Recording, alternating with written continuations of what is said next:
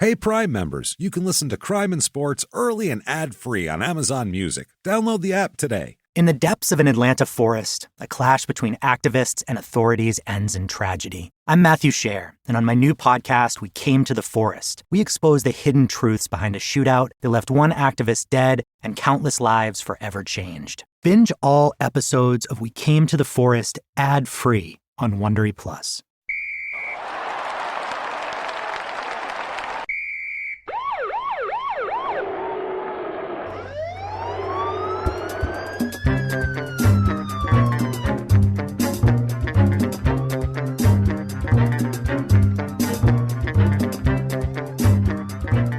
Hello, and welcome back to Crime and Sports. Yay! Oh, man, Jimmy, your yay is an understatement this week. I'm super pumped. My name is James Pietragallo. I'm here with my co-host. I'm Jimmie Whisman. Oh, boy, are we excited this week. Thank you for joining us, new listeners, old listeners. Absolutely. Thank you. New listeners, you've picked a peach to jump into the fray on, because, boy, do we have a wild one tonight. This is insane, and it's so much fun. So much fun. It's a tale of a backwoods man gone to the big city. You can't go wrong with backwoods man. Losing his goddamn mind. It's awesome. And his life spinning out of control, no pun intended. We'll find out why that's a pun later on. But yes, before we get into the main story this week, just want to thank everybody for their iTunes reviews and all their interaction this week. So important. The iTunes reviews mean the world to us. They help us move up the charts. They help us get better sponsors. Yes. They're just so important. So please, if you haven't got on there yet, please get on there and give us 5 stars. Tell us you're following instructions, whatever you want to say, inside jokes, jargon, all sorts of crap. But whatever you do, please do that. Yeah. All right. Hope you enjoyed also last week's nutcase. That I didn't know so much, and I was really impressed how much Stone Cold you found. Oh, yeah. To quote about it. Yeah. There was so many. Oh, you wrote a book. I found it online. I so looked many through it. Today's references. Thank you, Google Books. Yeah, Let's no just doubt. say that, because I'm not huge. buying that shit. That was a fun one. That was fun. God, he was nuts, wasn't he, Chris Adams? He was like, he was a crazy person. It's one of those things where it's like, you don't have to know anything about wrestling to care about you don't that. Even have it's to just know crazy. About It's a the crazy guy. person. No. Just sit back, we'll tell you. Sit back, we'll tell you about a crazy person, because that's what we do every week Right. here. If you're a new listener, we're just going to, it doesn't matter if you're into sports. It doesn't matter if you're into, you don't have to be into true crime, comedy, or sports in particular, any of them really. Just trust us. This comes together. We'll sprinkle enough of each together. Exactly. And make it fun. It's a nice cocktail we make. It's very smooth. Do you ever sit and watch Dateline 2020 or 48 Hours, any of those crime shows, and just go, this is so serious and so sad. Yeah. Like, I need comic relief for that. I need 2 idiots making dick jokes, and we fill that void. And not knowing shit about other countries and ripping on them. I need that. Well, let's do it. Let's get into this week's subject. He's from another country. Fantastic. Other than the U.S. Not very far away, though. Okay. He's Brian Roy Spencer. Brian Spinner Spencer. Okay. He's known as. He's a hockey player okay. and a lunatic from day one here. I'm guessing Canada. Canadian. You got it, baby. Born September 3rd, 1949 in Fort St. James in British Columbia, Canada, so Western Canada. Mm-hmm. He's from the backwoods. Fort St. James is not on the coast. It's not on the coast. On the border. It certainly isn't Toronto. It's not Montreal. This is a woods town. These are rugged people back here. Lots of flannel. Layers of flannel. So they could stop a bullet just from flannel layers. That's how thick it is. Brawny Man is very popular there. Oh, absolutely. They all look like him. It's a rural area, backwoods, this Fort St. James area. It used to be a trading post. Oh. So, I mean, that's how, they just take some furs out there back in the day and be like, I'll meet some people from over there. Yeah, some people from over here and some people from over there are meeting in this middle of nowhere place. It's 600 miles from Vancouver. Okay. So it's out there in the woods of British Columbia. You need a plane to get to civilization. Absolutely. His father, Roy, and he's got a mother, Irene. He's got a twin brother, as a matter of fact. Not identical. Okay. They're not identical, so they're not creepy, whatever. Is it fraternal? They're fraternal brothers, and come on, parents. This is bad. This is worse than naming your kid Junior. Don't tell me. It's the parents here. We'll blame them. Roy and Irene. Irene's a school teacher. Roy's a mechanic and does all sorts of kind of labor type things. Roy. Roy, you're going to like Roy a lot. Roy is, wow, he's a trip. Roy is more of a story than Brian, I think, just in terms of interest for me anyway, as you'll see. But what did they do with the twin brother? okay, it's Brian, and the twin brother's name is No. Byron. No. It's Byron. Irene did this. But they didn't even do it like, it's not Bryan and Byron. It's Brian, Brian, normal spelling, and Byron, Byron. So like, it sounds kind of cool together. It's fine. They don't dressed them understand it. alike. I'm all sure. The time. Identical flannel. Yeah. Just identical flannel. Assholes. And made them play hockey. Roy did the right thing getting him into sports. Roy allowed Mom to veto and choose the names. That's what I'm going with. That's probably. I know Irene did it. It's Irene. Irene was a school Irene. teacher, like I said, and sorry. she was. Oh man, you were close on that. You were close to getting a knock right in the ball sack for me from across the table. She deserves that for that bullshit She pick does. of You're name. actually right. It's right. a terrible pick. Roy said these fucking kids are going to play hockey. Yeah. God damn it, and they played hockey. Well, he's got to make them tough because they're going to get picked on. They're good. Well, there's no one to pick on them. They're in the middle of nowhere. I mean, He's going to pick on them. he would quiz them every day on hockey knowledge. He'd be like, "All right, boys, pop quiz," and he'd be like, "So you're skating? I don't know with shit about hockey, but Who you're won the doing this." Stanley Cup here? No. Like what you're supposed to do in this situation. Awesome. Who do you pass to? Yeah. You're in the corner. This guy, shit like that. Like he great. wanted them to know their hockey who's and the know how to cutoff play man, all hockey. that shit. Absolutely, basically the hockey equivalent. Who do you of that. check when this happens? Yeah, who do you? And that's Who do what you he wants blast out of in them. the face? He wants them to be tough. Yeah. His father eventually buys up like 1,000 acres of forest out there in the middle of nowhere, which probably was, I don't know what that costs in the middle of nowhere. It was called Spencer Ridge. They're the Spencers, obviously. 12 icicles. That's all it was. Maybe some trinkets. It was like when they bought Manhattan from the natives Couple there. couple icicles and a fox pelt. Yeah. It's like in Blazing Saddles. He's got a paddleball game. He's like, yeah, they like this. It's fine. You catch it in the cup. In the cup. So Roy's dream is to have them be hockey players. So they're in this like backwoods kind of shackish type deal, and he makes them a makeshift rink out of a gravel pit in the backyard. Nice. And he maintains it. This is like the Canadian Eddie Johnson. Yeah. Eddie Johnson had like the kind of ghetto fruit, picking. watermelon picking, and they set up a fruit basket as a hoop. This is kind of that. This is the Canadian version of Eddie Johnson. Awesome. Go back and listen to Eddie Johnson if you haven't heard. Listen to Eddie Johnson. Did he have a makeshift Zamboni? That would be amazing. Just they made out of a lawnmower. It just goes around in a little circle. It's a John Deere Zamboni. He's got like a go-kart with like an old wood pallet that he just drags the ground. Waves and shit. Just waves to the neighborhood kids. There's no neighborhood. What am I talking about? He The waves 1,000 to the acres. trees and the foxes that are not pelts yet. And his two poor little hockey pawns. Because he makes them practice 2 hours a day. Holy 2 hours shit. a day of hockey is a lot. And Roy, he's like I said, he's like a mechanic, does a lot of mechanical things. Massive drinker. Yes. Very hard drinker, Fuck which yes. maybe to stay warm. It's cold out there. Yeah. And what a shit life also. I mean, that's just a hard scrabble, tough Drink life. to get through it. You got it. And he made the kids work hard, told the kids early to play tough. Play hockey tough. He's like, none of this finesse shit. You're not going to be you're not the fastest skater. Right. You're not the most pretty with the puck. Yeah. That's not what you do. You play with a tough edge. Yeah. That is the fastest way to get to the pros. Right. Back then is what he was telling them is you be tougher than everybody else. They can't deny you, basically. He's not wrong. And he's not wrong back then. Now they're like, that's great. Right. We don't need you. We need Sidney Crosby. We need a guy who's stick and handle the puck. Right. That's what we need. Well, stick handling is important, and your speed and never mind scoring, hit people is what he's telling. Go out there and goddamn hit someone. Fucking draw blood. Yeah. So Brian really, I mean, his brother played when he was a kid, but Brian really took to it later on and kept going, and that was his obsession also. Okay. He wanted to be a hockey player and a movie star. Also wanted to be a movie star. Two great careers. Not bad, right? Not bad He's dreams. aiming for the stars. Especially coming from the woods of nowhere here. God damn it, I'm going to make something of myself. Absolutely. And he goes in high school, he goes up to this one school till 10th grade, and then in high school, there's 11th grade is high school, I guess, in this area, and there's no high school anywhere near there, so he has to take a bus to Vanderhoot, which is 40 miles away to go to high school. Vanderhoot. Going to Vanderhoot to play. And he played football and soccer also in high school.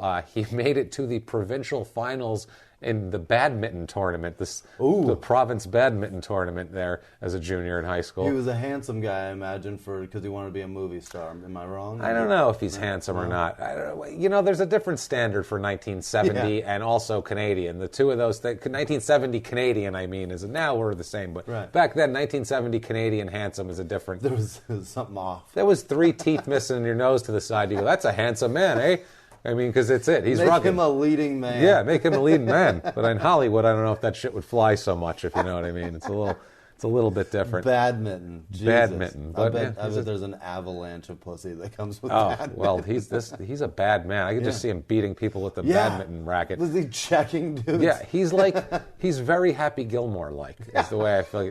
He's like Happy Gilmore. He's got a good heart and everything, but he's a fucking lunatic and he snaps on people. He's using like a cricket bat for the Absolutely, just running out there, whatever he can grab near him on the bench. Just anything. It doesn't matter. Water bottle, he's hitting a guy with it. Just anything they got laying around. Gatorade, flinging it at him. Who cares? So he's 17 years old in 1967. Mm-hmm. He begins playing junior league hockey, as we've discussed with Mike Danton and Steve Durbano. And it's great because this is the same time Durbano's playing in the juniors, too. Different thing because he's playing Western Canada. Durbano's over by Toronto. He was playing for the Toronto Marlboros, I believe. Yeah, this guy is not. Well, he goes to Calgary, which is compared to Fort St. James is a metropolis. They got the Flames, right? The Calgary Flames now, yes, absolutely, since 1980. Gotcha. So he begins playing in Calgary for the Calgary Centennials of the Western Canadian Junior Hockey League. That sounds prestigious. Super big. He's a left winger, but he's a tough left winger. He's a left winger that likes to check us. Fantastic. He likes to check a guy. He likes the penalty box. He finds himself in the penalty box very, very much. He likes the view. Now, the first year here when he's in the junior leagues, he plays 34 games for Calgary. He has 13 goals and 10 assists, which is really good in that amount of time. How many games? In 34 games with Calgary. That's pretty good, That's pretty damn good. 23 points in 34 games. 1-0. Yeah, so that's not bad. And then he plays for the Regina Pats, which sounds like a we're on the same page. Sounds like a gynecological disorder. I got the Regina Pats. It's not good. Yeah, no, I feel it at night. It hurts at night mainly. I got to take a pill. So he plays 23 games. Make a cream for me. They have a nice topical cream. They have a topical cream you can rub on it and it's fine. It'll go away in 2-3 days tops. Rub the cream, you're fine. Take care of the Regina Pats when you get them because it can get worse. It can get out of hand. Yeah. If you let it go. It's cyclical. It comes back. Oh, it never goes away. Once you have the Regina Pats, you got them. That's it. For life. And you got to tell all your partners about it. Sounds so gross. It's terrible. There's an ooze and a discharge. For this gynecological disorder team, he plays 23 games. Doesn't play much in the games, though. He's kind of a bench guy. He's 1 goal and 2 assists, and not even any penalty minutes, really, to speak of. Right. Nothing much going on for him. He's 17 years old, too. He's playing, though. He's 17 and 18, so they're looking at him as a kid. Drops out of high school, by the way. Impressive. Doesn't graduate high school because, hey, he's got hockey. This is Canada. What are we fucking doing here? I live in a tundra. I'm not going to school. Right. I'm going to stay in the gravel pit instead and practice. So 68-69 season, the next season, he starts the season with the Estevan Bruins and also plays with the Swift Current Broncos at the end of the season. Finishes total with 53 games played, 19 goals, 29 assists. Nice. Now we're cooking. Yeah. That's pretty nasty. Shit, yeah. That's really good. And also he begins to establish himself as a tough guy at this point, too, with 120 penalty minutes Here we go. in those 53 games. And that's not bad, though. He's a scorer, he's an assister, and he's a passer, and he's kicking your ass at the same time. Like, he's running shit. He'll punch you in the mouth right after he scores a goal. Absolutely. He's very, very tough. And in their own words here, we have him explaining why he's so damn tough. just on his upbringing, here we go. In their own words on growing up, quote, "You grew up tough to survive. I've hunted animals, skinned them. I've melted snow water for my bath and built a fire out of wood to heat it. I've shot an elk from the window of our shack so we could have something to eat. People can't believe that." No, it's not. Right now, I can't believe that. No, he also... And in the 60s, I imagine a lot of people did that for life. Yeah, it's not true, though, we find out later on. That's the only problem. That's the only problem, is it's not true. This is this image he wants to procure of him as like this backwoods men that just Canadian John Wayne lived in a tree and came out of nowhere and had no. He says in one interview I saw where he's like, I never saw running water or electricity until I was in junior leagues. And it's like, that's not true. Something tells me your school had electricity. You went to Vanderhoot. I bet they had electricity there. Your dad had a job. Did they light the badminton court or did they just let it be dark? No, there was lights. Your dad had a job. That's so good. But your mom was a school teacher. And did she do it by candlelight? That's the thing. And they said to the father, it had a generator. The house ran on a generator. Right. They were not near, the power grid, but they ran off a generator, and they had shit like that. They had light bulbs. They had water that was diverted from a spring nearby, and it had a heater and everything, a hot water heater. That sounds awesome. They grew up fine. Yeah. It was rugged, I'm sure. Yeah. Don't get me wrong. It's the Canadian wilderness. Sounds like a kick-ass cabin, though. It wasn't 20 below with, let's melt the bath water. Let's melt the snow for bath water like it's, 1624. Cut down the icicles off the ledge. So, but he likes to exaggerate, and he'll like to exaggerate as we go on. He's a fucking character, this guy. That's what happens when your name and your brother's name are just two letters inverted. You need to differentiate yourself. They dress us the same. Our goddamn names are similar. We both play hockey. And if it happens to be stretching the truth to make yourself different, whatever. Plus, he's like, and I think too, he feels embarrassed probably because he goes and he is like a backwoods guy. So he's like, well, I might as well play that to the hilt then, so they don't think I'm a goob or otherwise, because they're going to think something's wrong with me. Right. So that season has a good season, like I said. Shaved with a hunting knife. Yeah, I see. Look, he probably did it in the locker room. He even has a good playoff run that year for them in the juniors. Here he scores 3 goals and 1 assist in 4 playoff games. Nice. 14 penalty minutes, too, so he kicked somebody's ass probably as well. I like it. I like this guy so far. He's not too bad. Now, they start sending out, hockey teams back then would send out questionnaires to their people, their prospects that they were looking at. They'd send out questionnaires, and they have photocopies of these questionnaires that I found. Don't know how. Like the suggestion box? No. Of their, like the Maple Leafs, Toronto Maple Leafs, NHL hockey teams in general, most of them, would, if they were interested in prospects, because they didn't know these kids. Back then, they were in the Canadian wilderness. Yeah. What the hell do they know about them? There's no scouts. There's scouts, but they can't get everywhere. There's no video. There's no 600 YouTube. Miles from a city. Yeah, there's no just YouTube. Send them a letter. So if they hear the guy's good, they'll also send him a letter to make sure he can spell and he's not, completely stupid. It's like a written interview. He basically doesn't say, go fuck yourself on the paper and mail it back to them. You know what I mean? They write it in fox blood. That's what I mean. So they send him this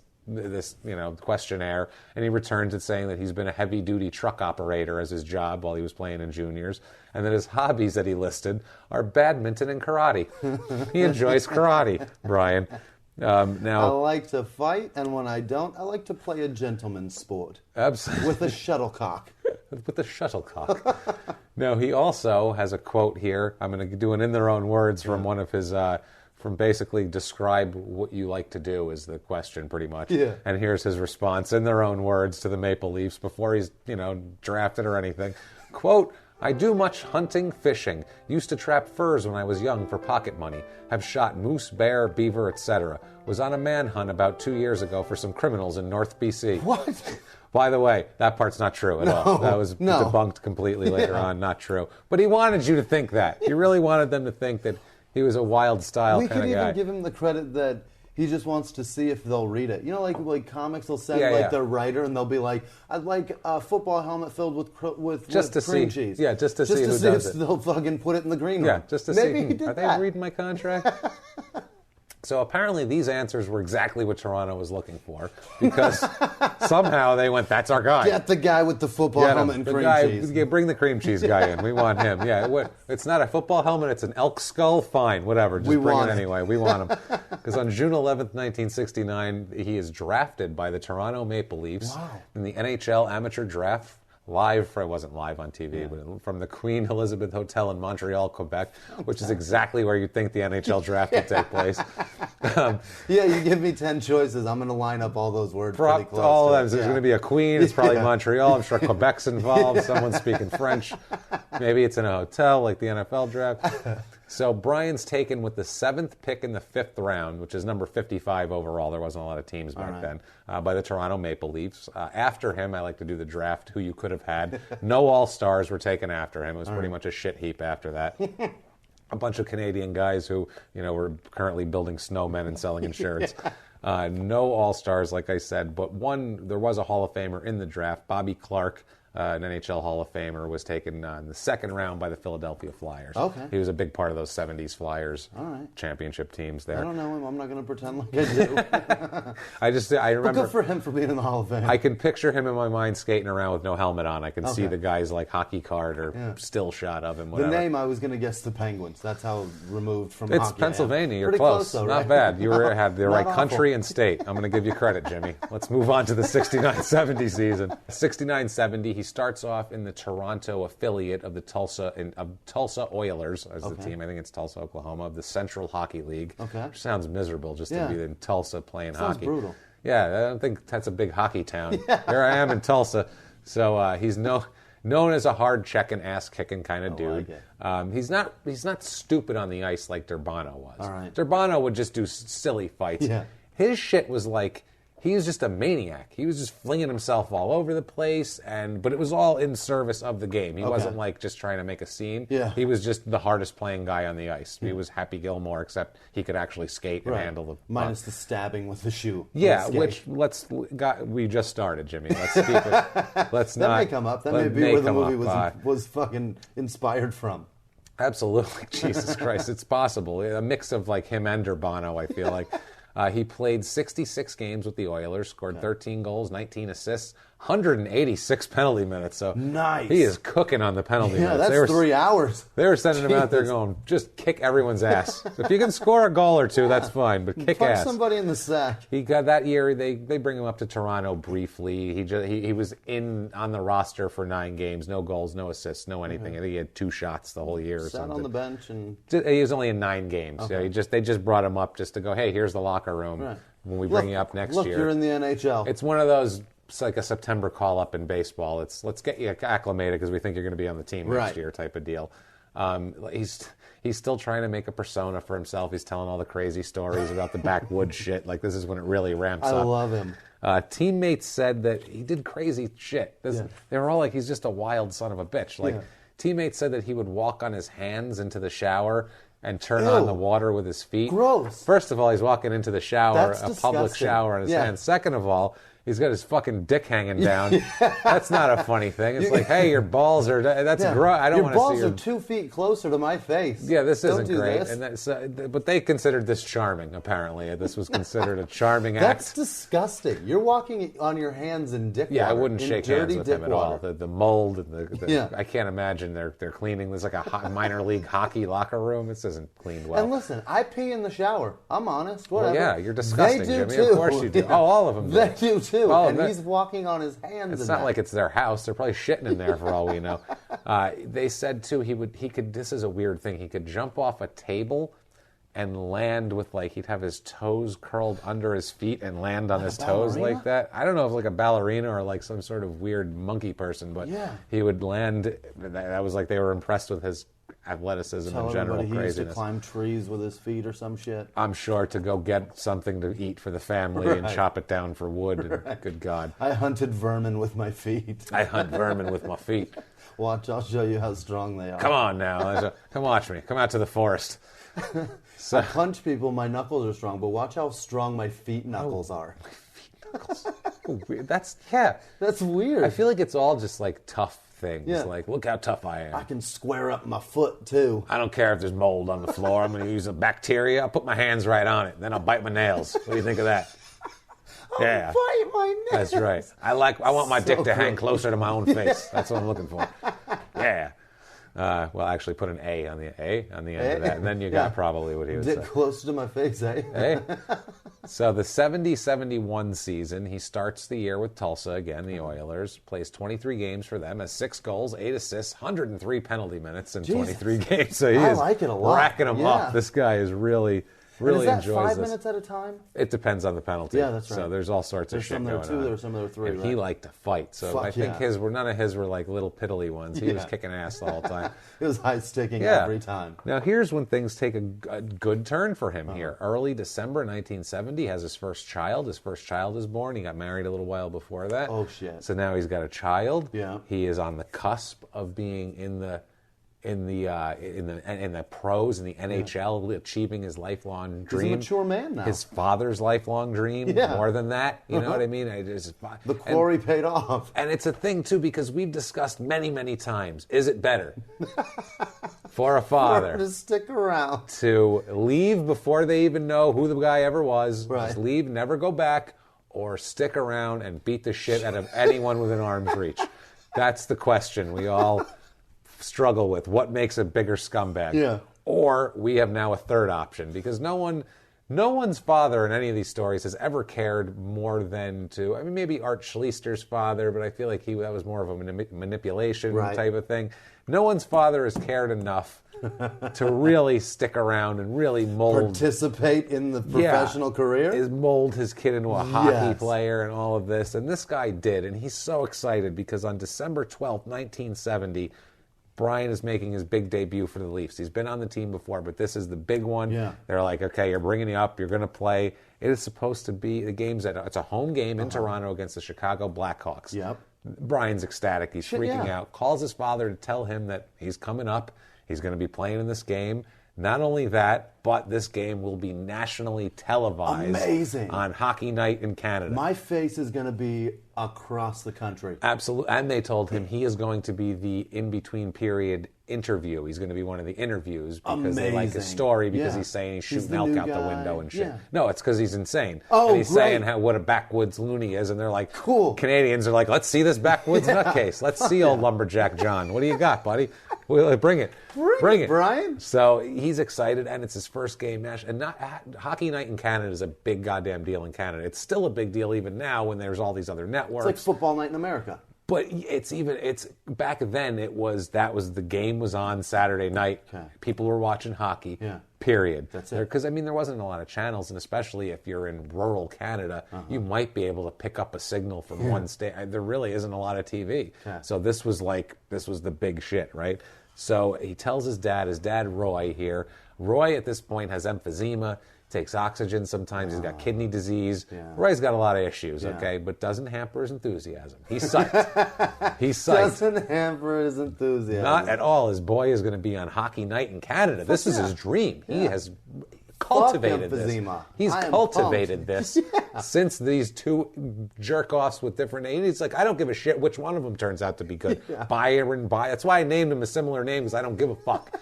Someone's going to play hockey well. I'm shouting Brian or Byron either way. One of you is playing hockey well. Right. I don't care. So he's so excited he goes out, and because they can't really pick up a good signal out there, 600 miles from Vancouver, it's very shaky. He goes out and buys a new TV antenna that day for the game tomorrow. Financially. He said, I'm getting a new antenna, I'm picking up that goddamn station, and I'm watching my son on television. Has the neighbors come over, invites the closest neighbors. They've all seen Brian since they've all lived in the same. Nobody puts on his best flannel. Nobody moves to the woods. They all put on their best flannels, their flannel bow ties, and they come over. Their flannel tuxedos. Imagine that. That would be the ultimate Canadian tuxedo. And this would be jeans with like a jean sport coat and a flannel bow tie. That's the Canadian tuxedo from now on. They come over, they sit down in front of the TV, the neighbors, Roy's pouring drinks, nobody bring anything on me, my kid's on. I mean, this is his proudest. Roy is fighting his coughing fits for this. This is the proudest day of Roy's life, okay? And I don't even think Roy has drank yet. I think he literally wants to be sober for this. Yeah. That's how. Wants to remember and I'll tell you why later. But he sits down, everybody's there, they turn the game on, and they're like, here it comes. And instead of airing the Maple Leafs Chicago Blackhawks game, no, the CBC airs the Vancouver Canucks versus the California Golden Seals. Motherfuckers. They decided to split it and air that in the western part of Canada because they thought these people would be more interested in the Vancouver game. Fuck. By the way, the Golden Seals moved to Cleveland to become the Barons in 1976 and then folded after 2 years. So that team sucked dick and they're gone. They're not around anyway. They're not around. But I thought I actually had to research. So old Roy's going to have what to the hell is that? sit by and watch a team that doesn't even exist in fucking 15 years. Roy's not happy right now. He's he pissed. Is pissed off. Now, Jimmy, I'm going to ask you. You have a son. Yeah. Let's say your son's playing hockey, okay, and he's really good, and this all happens, and he's on TV, and it's the wrong game. What would you do as a father? Today? In 1970, no, not Okay. today. In 1970, in Canada, in the backwoods. Maybe I cry myself to sleep after having a few whiskeys You and being cry. sad. Yeah, you hope your son calls you after the game to Yeah. tell you what it was like to live Pray to God vicariously somebody through him. near there tapes it for There's me. no tape. It's 1970. There's nothing. You're never going to see this game. It's gone forever. But you hope your son would call you afterwards. Yeah. You'd probably have a few drinks. Your friends would tell you it's all right, buddy. I'm sure he was great out there. You know what I mean? And so you'd go off to bed. I'll just be depressed and sad that I missed my boys. A decent wife would blow you that night because she knows the pain you're going Old through. Irene better God come damn it, over. Irene. And that's not saying women should be blown. No. But in a situation like this, help the guy out, for Christ's sake. He'd help you out. having a bad day. Yeah, this is terrible. So that's what reasonable fathers would do. What did Roy do? Roy did not do that. Roy took a different approach to the matter. Roy cultivated this man, and he's emotionally and financially now invested in the game because he bought shit and equipment to watch it. This is the pinnacle of Where Roy's does achievement. he take his rage out? He takes his rage out by grabbing a rifle and a pistol and getting into his car. Fuck or yeah, his truck, Pop. I should say. Now, he grabs the rifle and the pistol, God he gets into stayed his car. sober. Where do you think he's going? Where does he go? Where does he go? Where does he go? He drives 85 miles to Prince George, where the nearest TV station is. Yes, he where the holds nearest fucking television broadcast station is. responsible. It is your fault, you son of a bitches. While he's driving, the game's going on, too. It takes, through the Canadian wilderness in December to get 85 miles. You're not driving 65 miles an hour, probably. Through emphysema, he's cursing. No, he's motherfucking them the whole way. In between periods, Brian's interviewed on there. He's going, hey, this is great. He thinks his dad's home watching. They're not texting each other in between periods like they would be now. There's no communication. Brian He's has in the no locker room. idea. Nothing. Roy arrives at the television station. It is CKPG-TV. All right. CKPG-TV, K-package. Or K, whatever the fuck you want to call it. Cock package. In Prince George. Yeah.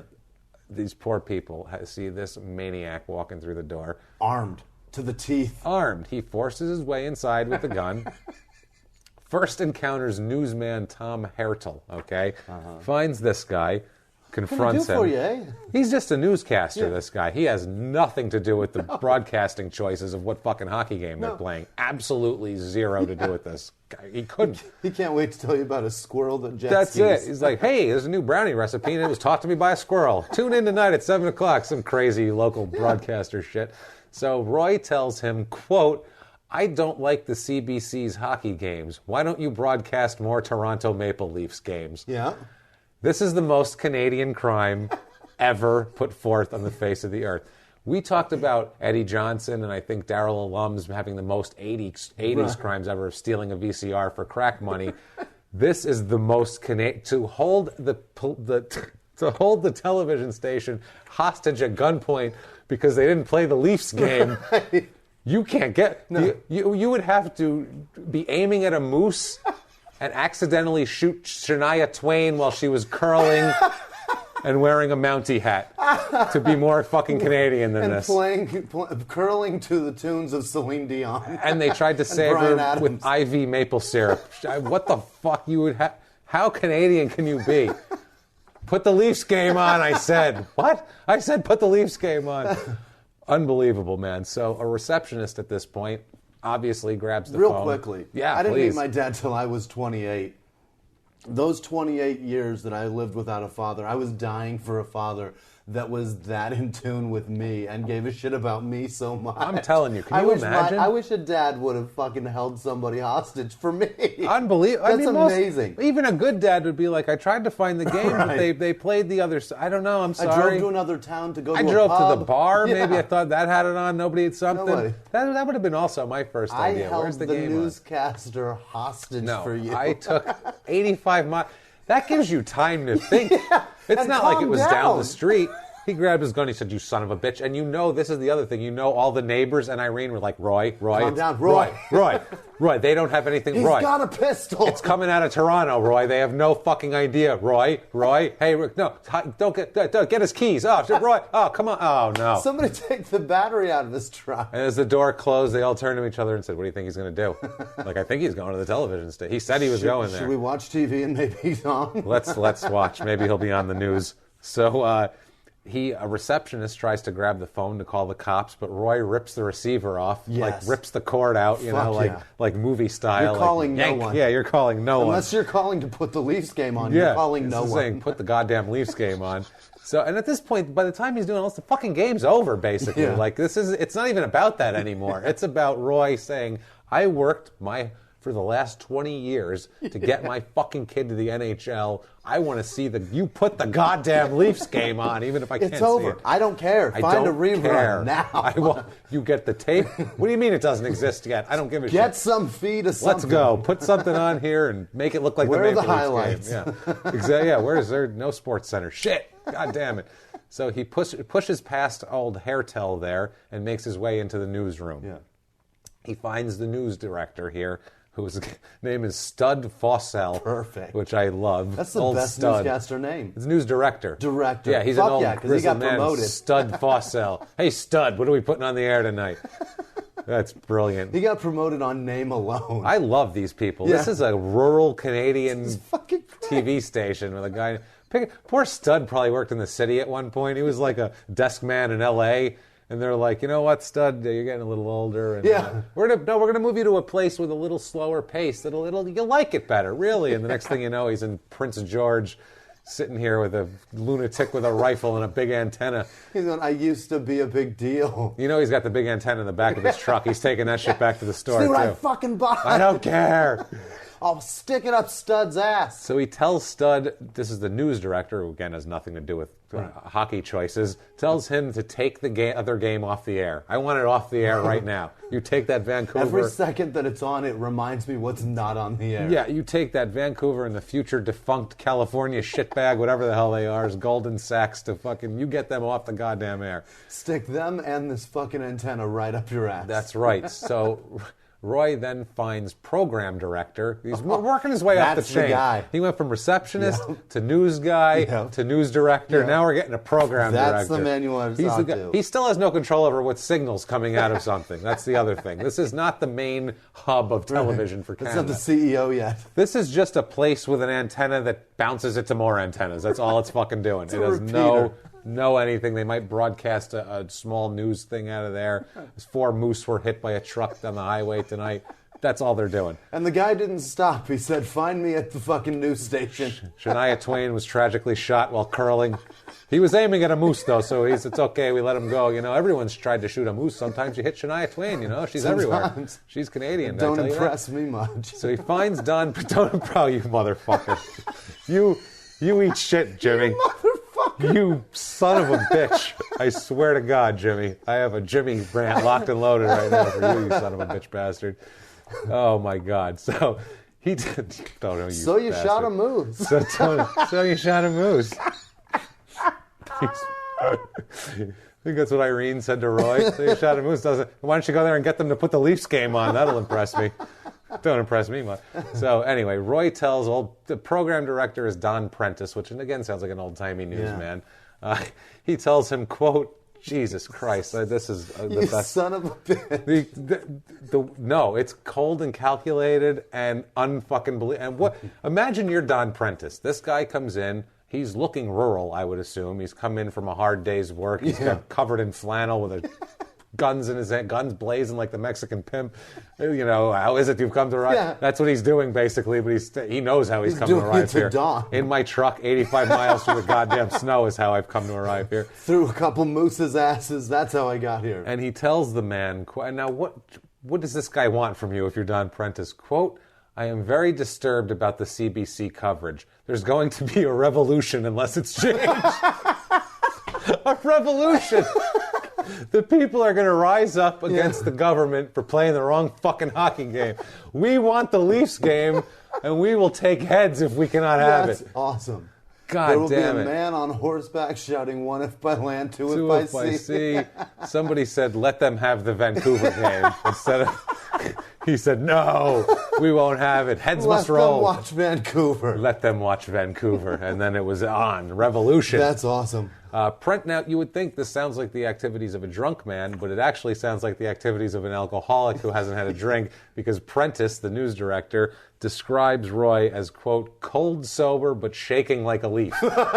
This sounds like an angry guy who was waiting, literally waiting for his son to hit the ice to have that drink. He wanted to see it. He knows he wouldn't remember it. He had it He wanted it to be clear. Sitting on his nightstand, and he's staring at it, He was waiting waiting. for, and welcome to Vancouver. And he was going to, what? Celebration. No. And it's not there. It's not Toronto. And then he goes, thank God I'm sober because I'm driving 85 miles right now. I don't think it would have stopped him if he had a few anyway. You're probably right. So Roy at this point tells the staff, all right, head into the studio. He's rounding them up into the studio. What is his fucking plan?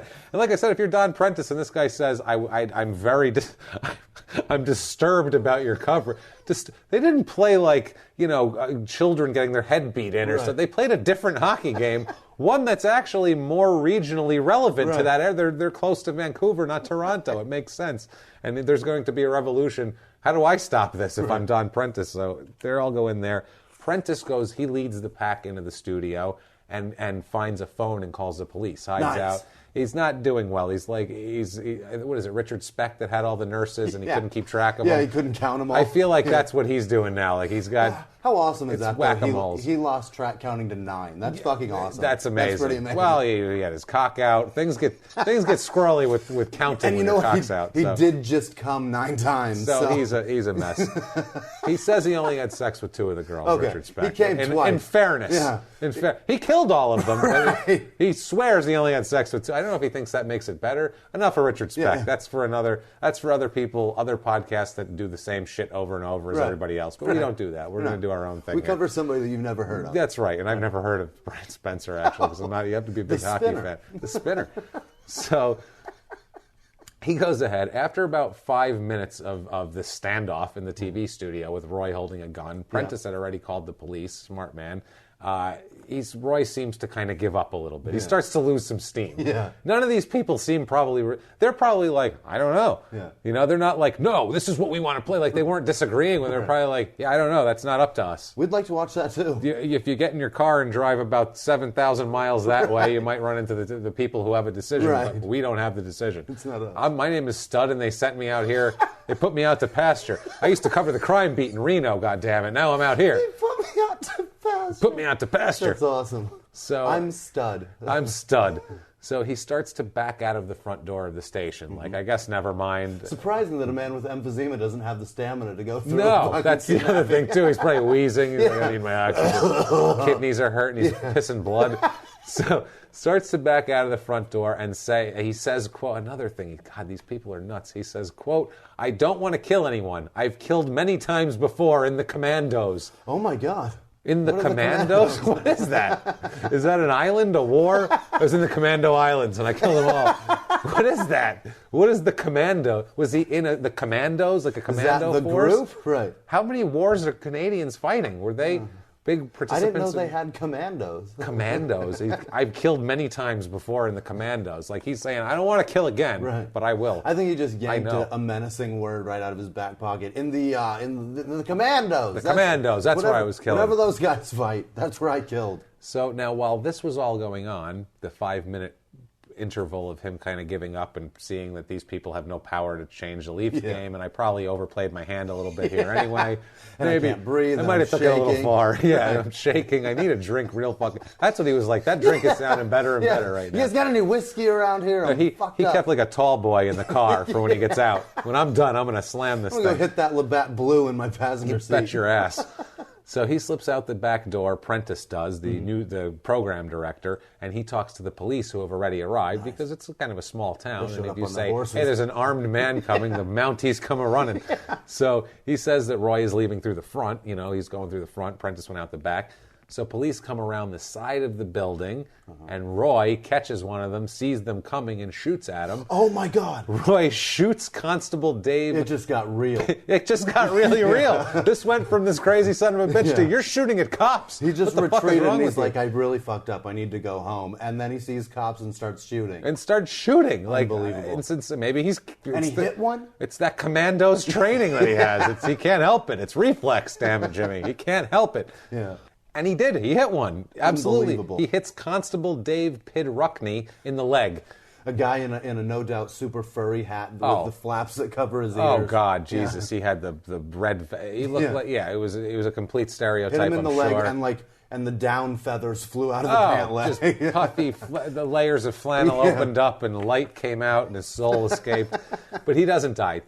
Old Constable Dave here. He's shot in the leg. He's going to be fine.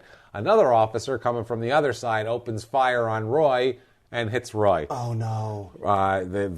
As that's happening, they're calling the ambulance because they know this is not going to end well. As soon as someone hits gunshots, ambulance gets there. They pick Roy up. They take him to the hospital. He is dead on arrival at the hospital. Oh shit! So this night has gone way fucking sideways. Yeah. This started off, this is the proudest day of my life. I have a new antenna. You know the pride in 1970 to get any kind of new antenna? Any kind of new electronic equipment, especially something cool. And who knows if those people had TV to pick the shit up. Yeah. He was like, I have the power. And he headbutted a co-pilot, so like Chris Adams. But no, I mean, he's screwing that thing in, probably going, look at this shit right it's the here. brass one, the yellow one. It's big and tall. Like he's like, that's right. He's pouring drinks. He's like, let's do this. Flicks on the screen. And he had no idea that in 2 hours he'd be shot dead out front of a police station 85 miles from his house. Yeah. Brian defending his boy's honor. Defending his boy's honor and the honor of the Toronto Maple Leafs. So Brian has no idea this is going on. He's playing. I'm still proud of him.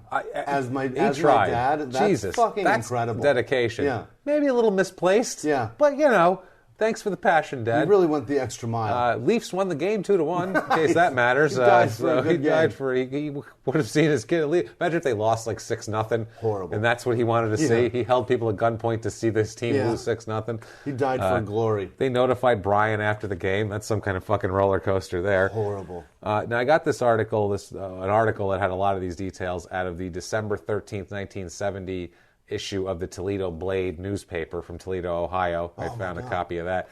Now, also I found in there a couple very interesting things. You can head down to the Medic Discount Center and you can get yourself a pack of 32 assorted Christmas cards for 68 cents. Wow. Down from $1.25. Get everybody on your Christmas card list done. Done. Also, you can get yourself a nice bottle of High Karate Cologne for 97 cents. Fuck yeah. Regular $1.50, so that's a 52-cent savings. You want to get on that and smell like shit. 30% savings. Smell like you live in the woods. Smell like shit. So, also another very interesting item. They had a lot of like radios that look like other shit in the picture. I found a radio that looks like a knight's helmet for $14.88. Awesome. Why you would want that, I have no idea. It's down from $19.95. Also, too, just in case, there's an ad for Kellogg's All Brand, and it reads in large letters, constipated due to lack of food bulk in your diet? Try Kellogg's All Brand. Food bulk? Food bulk. Try our cereal. It's food bulk. That doesn't sound like a good advertisement. What we need...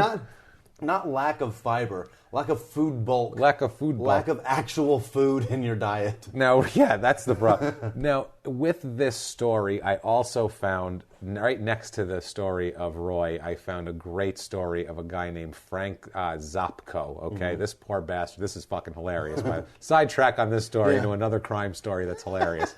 Frank Zapko, he's 49 years old, of Toledo back then here. A man with a knife came up to him and tried to mug him, okay? So Frank, trying to get out of it, this Frank Zapko guy says, "Here comes the police," he screams, right? He's like, "Hey, no, the police," right? So the robber... Hey, look over there. Hey, look, the police. Made you look. So the robber turns and runs away. Because he Awesome. oh shit, the police. He runs away, gets about a half a block and looks around and realizes there's no police. So he turns back around, runs back and stabs this guy right in the chest and steals his watch and then runs away again. That's the funniest fucking story I've ever heard in my life. He turned back around and said, "Hey, Dick," There's no stabbed him. cops. There's no cops. That's great. I can stab you now. And he goes down, stole his watch. Don't feel too bad for Frank Zopko because he was in fairly good condition at the Mercy Hospital in Toledo. That's an interesting way. Fairly good. That was the official terminology. Fairly good. He's all right. That's fascinating. They said, "Doctor, what's your medical opinion?" And the doctor said, "He's all right. He's fairly good. He's all right. I don't know. He's fairly good. We'll see. We'll see how it goes." Now they've got what it's like critical condition. I have no fucking idea. And there's no fairly good. No fairly good. So December 13th, 1970, which is the next day, despite his father's death, Brian travels to Buffalo with the team and plays in a game because they have a team game the next night. He has 3 assists in a 4-0 win over Buffalo. Awesome. It's a game of his life here. Yeah. After the game, he heads back to Fort St. John for the funeral, obviously. He was key and instrumental in 3 of the 4 goals they scored. He got an assist. He got the puck to the guy Thanks, that Dad. scored. Yeah, That's that's like Brett Favre after his dad died having that big Monday night game. I think that's what it is. Only it's a little different. Now, we have it in their own words on his dad's crime here. Okay. And it's he actually had something to say. He had something to say. He had a lot to say about it, actually. Really? There's more later, too. Here we go. In their own words, quote, "My dad just loved people. Can you understand? Except for constables." I can think of some people he didn't love. "My dad just loved people. Can you understand? He wanted his friends, the people that he loved, to see me because he was so proud of me. Yes, he had a temper. I have a temper. You're a product of your environment. It's not his fault. He's good now." What the fuck? My dad loved people except for those that broadcast the wrong game. Except for guys that opened fire on him. Those son of a bitches down at CKPG. Those and bastards everybody can that suck tried it. to calm him down leaving the house. No shit. Oh, God. The neighbors were like, "Oh, what happened to Roy?" And they kept the TV on, and they're like, they see it on the news. Yeah. Oh, my God. Jesus. Roy freaked out. He And back didn't then, love people. they're in the woods. They had to figure out how this happened. So 70-71 season continues for Spencer here with the Leafs. He plays in 50 games, has 9 goals, 15 assists, 115 penalty minutes. So he's killing it Taking there. Rage out. Yeah, that's a good rookie season for him. He plays in the playoffs. He had 1 assist and 17 penalty minutes in 6 games. Awesome. Didn't play that much, but that's fine. Yeah, absolutely. 71-72 season we go to. Plays with Tulsa, starts out in Tulsa again. They start him out down there, plays 23 games down there, 7 goals, 7 assists, 115 penalty minutes again. Holy shit. Same shit, good God. 71-72 season, 36 games with Toronto, 1 goal, 5 assists, 65 penalty minutes that year. Okay, now, that's his career with Toronto, the Maple Leafs, because on June 6th, 1972, nothing he did wrong. Okay. He's left unprotected by the Maple Leafs in the expansion draft. Okay. There are 2 new teams coming into the league, and every team had to leave. It was the New York Islanders coming in, and also the Atlanta Flames, who then moved to Calgary to become the Calgary Flames in 1980. Which is why I knew they were there in 1980. Otherwise, I have no fucking idea. It's just I remember reading this. Gorgeous. So, and I remembered it. You did. Hockey you retained it. Yeah. Like, that's You're welcome, amazing. Canada. I give a shit. Yeah, Canada. This is for you, Canada, you sons of bitches. So he's left unprotected by the Leafs. Like I said, he's claimed by the New York Islanders on waivers. He's a young guy with a lot of heart, and they're like, "Hey, this is going to be a good guy to have on your team." He's going to New York. He's going to try hard anyway. Yeah. He's going to goddamn New York now. He's going from the backwoods with a fucking a rock quarry ice rink. He's basically like rural Willie Mays Aikens, and he's claiming to, this is insane. The largest market in America. Yeah. Now, Toronto also was kind of sad to get rid of him. Toronto general manager Jim Gregory wrote Spencer a note that said, quote, it was with a great amount of apprehension that our organization decided to leave you unprotected. So they want to let him know you weren't being a shithead. We liked you. We did roster. You. Sorry about your dad. It's math. It's math. Sorry about your dad. Kind of bad publicity. Let's see how it goes. So 72-73 season is his first full-time, not down in the minors at all, NHL season for the Islanders. He plays in 78 games, 14 goals, 24 assists, 90 penalty minutes, has a great season. He's integral. Absolutely. He's 23 years old. Jesus. He's an alternate captain on the team because as an expansion team, like that's a bunch of young guys and has-beens. Yeah. And so they, And he's seasoned. He's been in the league. He's voted most popular by the Islanders Booster Club in 73. Wow. He plays like a maniac. And they love his stories. You can't, and that's the thing. He's this guy who claims he's from the backwoods, shooting elk out of his window, and he's the craziest guy on the ice, the hardest worker, fighting and everything. It's hard not to like this guy. If you like hockey in the 70s, this is the guy you want to watch. Yeah. This is your guy.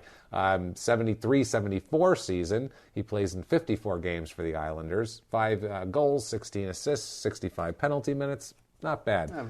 Not too bad. He was a little banged up, I think, that year.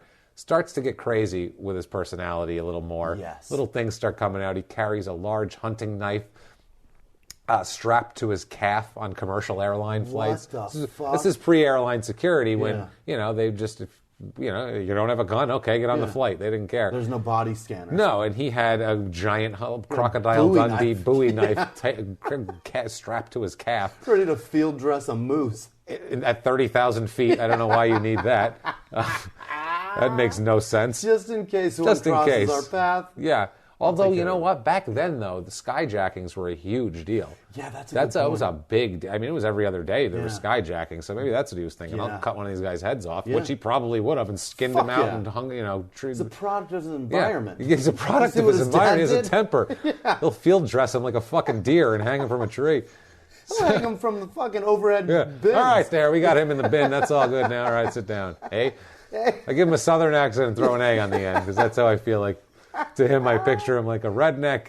In America, we can't picture these northern rednecks. No. Rednecks are southern to us, and that's sorry, South also. We love you guys. They still wear red flannel. So that's what they have in common. Absolutely. He always had weapons. Islanders teammate Terry Crisp said, quote, he always loved guns. He always had pistols and rifles and was so keen to show you the guns he owned. I'd say, put those away, will you? He's just waving guns around. Hey, check this one out. Hey, guys, look at my gun. Oh, my God, it's so funny. It's like a 13-year-old. He is. That's the thing. That's what he is. He's this kid from the woods. He doesn't have any couth. He's this nutty kid from the woods. Now, March 10th, 1974, he's traded by the Islanders to the Buffalo Sabres for Doug Rombaugh, and he's a mediocre center. I looked him up. He's nothing special about him. Still in New York. Just he's still, not quite the same, but he's close to Toronto now, you know. Still paying the same taxes, likely. Yeah, and state taxes. State taxes. Yeah. And Buffalo, now, they were excited about this trade. Mm-hmm. They were a team that was kind of on the cusp. They were a good team, and they were trying to go to that next level, and they were excited. They thought they needed a work-hard, kick-ass kind of a guy like this. Guy with guns. Guy who carries a Bowie knife strapped to his calf on the ice. Yeah. So, longtime Buffalo equipment manager Rip Simonik. What? Rip. Unbelievable. Rip. We got stud, Rip. This is great. What a terrible name. God, I thought for sure, he says, quote, I thought for sure we would win the Stanley Cup when we got him. He was that piece of the puzzle we needed. You knew when he was on the ice. You better be on your toes because he's going to nail you. Nice. So he's going to try to have sex with you apparently on the ice, but that's fine. He's going to drill you out there. He's like the guy in McHale's Navy. In the movie, when he's like, when the general's like, I need a guy with a dick tattoo. That's the guy. Like, him. Incidentally, I do have a dick tattoo. I need a guy whose dad threatened a man's life for putting the wrong hockey game on. So he only plays the last little bit of the season. This is toward the end of the season they trade him. I think they needed someone for just try to get a playoff run going. 13 games he plays in, 3 goals, 2 assists. Only 4 penalty minutes in 13 games. Just not feeling it. Maybe sad. Sad to leave Long Island. I don't know what it was. Missing Dad a little. Now, old Rip Simonak here, the equipment manager, remembers Spencer asking him at one point to help him fill out some insurance forms. All right. They want to know what they were talking about, or he's an idiot, basically, Brian. So Simonak asked him a question about his family history. Simonik asked him a question about his family history and says, quote, one of the scariest moments of my whole career was when I started asking questions. I asked about his father, and he snapped. You know what happened to my father. He got killed. You know that, right? Somebody will eventually pay for that. Oh, shit. He was gritting his teeth, and his eyes were bugging out in his head. Nice. And then he says also, he clicked out, but then he calmed down quickly. He was very erratic in his emotions. He's just a nut. Very erratic. That death is just simmering beneath, though. It's simmering so deeply that he carries the names of the 3 Mounties involved in his father's shooting around in his wallet. Get the fuck out for of the next decade. Wow. Absolutely. That's how this is in his fucking head. He wants revenge. That's incredible. He wants revenge. I just realized real quick, going back to that McHale Navy quote that I did, the guy that delivered that quote, his name incidentally, was Rip. Rip. It was there Rip, you go. The guy from What's his last name? I forget. don't It's know. not Rip Torn. It's the other Rip in movies. The actor. I don't know. Rip was also Hulk Hogan's character's name in No Holds Barred. Hilarious. Rip him. What a anyway. Rip him. Rip him. What a terrible name. So 74-75 season for Buffalo is his best year in the pros. 73 games, 12 goals, 29 assists, 77 penalty minutes. Had 4 assists in 16 playoff games, only 8 penalty minutes in the playoffs, so he could control himself. He wasn't like Durbano. Yeah. When they said, hey, play it tight out there, he wasn't going out and trying to cut people's throats with a stick. He's playing it tight with the names of the Mounties in his pocket. Buffalo goes all the way to the finals that year. Nice. They lose the series 4-2 against the Philadelphia Flyers and Bobby Clark that got drafted with him that year. So he lost in Game 6. Game 6. It Yeah, was they a went all tight the way. Series. They did great. Great. He's living That's the successful, dream. He's yeah. living the dream. Absolutely. Granted, it's a second place finish, but it's But still that's shit, pretty fucking for this successful kid, in it's hockey. going well, man. Yeah. I mean, that's amazing. 75-76 Buffalo. Again, 13 goals, 26 assists, 70 penalty minutes. So pretty much the same season. Real good season. Top notch. Playoffs, 9 games, 1 goal, only 4 penalty minutes. Nothing big happens. Things go downhill in 76-77. 77 games, 14 goals, 15 assists, 55 penalty minutes. No stats in the playoffs, just didn't do shit.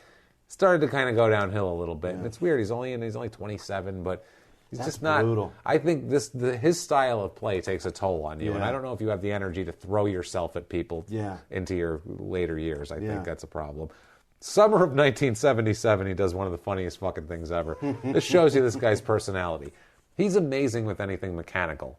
First of all, great with anything mechanical, terrific. Just like his dad.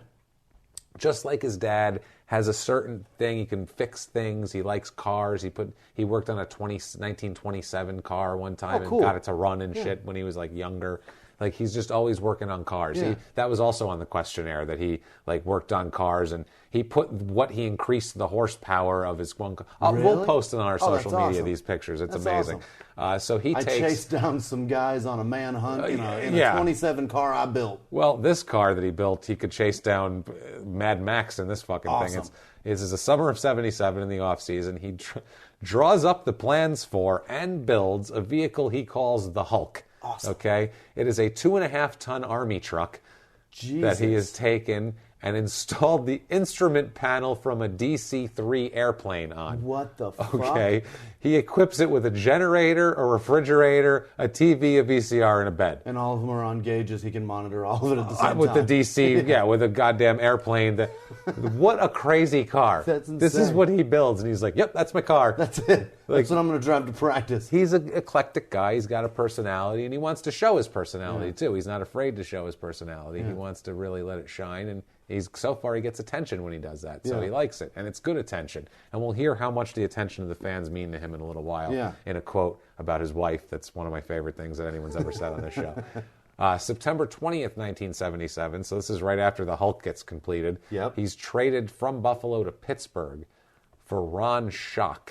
Ron Schock, they were just getting rid of him, man, because Ron Schock this was his final season in the NHL. Really? They went and had for Buffalo, played in 40 games, 4 goals, 4 assists. He was a guy who had a long career, 15-year career that was just done at the end of his career. His twilight, his Yeah, fucking he was encore. 35 years old, I think, at the time. Ron Schock, I mean, it was just, that's who they traded His him for. goodbye. Yeah. So he plays for Pittsburgh, 78-79, plays in 79 games. So, I mean, he's out there. Yeah. 9 goals, 11 assists, 81 penalty minutes. Not terrible. He's still in there. He's still playing. Now people like him. His teammate, he's got a teammate named Rick Martin from Buffalo. He has a wife, Rick Martin. Rick Martin's going to come up a lot through the years in this story. His wife, Mikey, has a lot of quotes about Brian that are great. And we're going to get into one of these quotes. Mikey said about him, quote, he was a teddy bear that people took advantage of, whether it was women, whether it was guys using him as a celebrity, whatever. So she's saying at this point, people are taking advantage of him. He's an idiot, and he is like a rural guy. I don't know what kind of savvy Yeah. What kind of savviness you would. I'm not saying he's dumb, just what kind of savviness you would have with people. And he probably enjoys having a friend around, and that's that friend the thing. just ends up taking advantage of him. And that's the thing too. Maybe he's lonely. He's looking for approval always, like his dad thing, This and is whatever his dad, whatever the psychology of it is. Right. He needs approval from people. That piece that he had that his dad supported is not, that support pillar is gone, so he's trying to fill it with everything he can. Yeah, and he wants the approval so bad, he'll get out there on the ice, go out, throw himself at somebody, whatever, just to hear a cheer. Yeah. I did good. Okay, good. And get the coach to pat him I on don't the have ass. my dad to call me and tell me great job. Yeah, because that's what his dad would do, and now his dad His has been... career mirrors his dad's robbery, too. It in that really does. He just put everything into it and then overplayed, and then now he's got to back out slowly. So does his life, Jimmy. Yeah? We're going to get there. All right. So does his life. 78, 79 is when it starts it's just dying in hockey. 7 games only for Pittsburgh. No stats, only had 2 shots. Plays 39 games for the Binghamton Dusters of the AHL, which is their minor league team. 5 goals, 9 assists, 58 penalty minutes. It's about over. It's about over. 79-80, he plays for the Springfield Indians, the Hershey Bears. Oh, no. Not a lot of Playing stats. for anything Springfield. Yeah, that's going to be up the bad. skates. We don't even know what state that is. Yeah. No one with any marketing savvy would Yeah. name your team after a city who do state. Don't you even know what bother it is. sharpening the skates anymore. Forget it. Because it doesn't matter. Doesn't do anything. He's 30 at this point and he's done. Yeah. I mean, he's only 30. That's Jesus. Hope he not made great. enough money. He did not make enough money, Oh, as a matter of fact. In 1982, he starts working as a mechanic. Fuck. And at an electrical contracting company called Fishback and More. Don't tell me how the fuck I found that. Somebody brings in their Tercel. He's like, I got an old DC Niner airplane. I could make this thing. I could make this thing go in the water. Is all I'm saying. I'm just saying I can make it amphibious. Now, I don't know if you want an amphibious Tercel, I live in the desert. but I could make it, eh? There's no water near me. Yeah. I can make it happen. Eh? If a lake appears, you're in good shape. I can do it. God damn it! Now Do you like fishing? I'll take you fishing. I catch fish on all your the time. Tercel. Let's do it. So he's drinking heavily at this yeah. point, drinking his ass off. Of course. That he got it from his dad. Yep. They're hardcore alcoholics. He gets in barroom brawls and shit like that. He's getting in fights. He's drunk all the time. Yeah. Also continues drug use that he started a little bit while he was playing. Okay. And boy, does he like cocaine. Wow. He loves him some cocaine. Why did they do that? Specifically crack. Really? He loves crack. Loves it. Oh, it's the best. Jesus Christ. He's like, Tim Hortons, fuck that. Do they have crack now? Because then I'll go. If not, That's what I I don't want. want any shitty fucking donuts or We sausages or want anything. crack. I want crack. That's crazy. It's weird. From the backwoods, now he's smoking crack. Jesus. What a difference, right? Now, on his relationships, before we get into a woman in his life that really changes his life a lot, let's get into something that he said about women here, which is amazing. There's an in their own words about women, just his whole general thoughts of women? his view on getting married, Yeah. things of that nature. Let's get into this here. In their own words, quote, "Women want to change you. They say they love you for what you are, and you get married and then they try to change you. They want to make you a wimp. When I was with the Sabres, my wife would say, Jim Schoenfeld just bought his wife a fur coat and he's taking his wife to Vegas. You know what I tell her? I'm married to my fans, the people. If you want fur coats and trips to Vegas, marry Jim Schoenfeld. Get off my back. Look, I know I wasn't the best husband, but when women want to get between a man and his job, ... That's the quote. Awesome. Like, fuck that. Yeah. That's what he's... I'm out. You want trips to Vegas and fur coats, you marry that guy. Go then. find him. I'm married to the fans. Talk about a codependent son of a bitch. He's like I need approval. When a Marine says, if the government wanted me to have a wife, they'd have issued me one. I'm married to the core. Right. That's what this guy thinks. He's married to the... What a fucking loon. So, January 1982... he meets a lady. Mm-hmm. He meets a lady, if you want to call her a lady.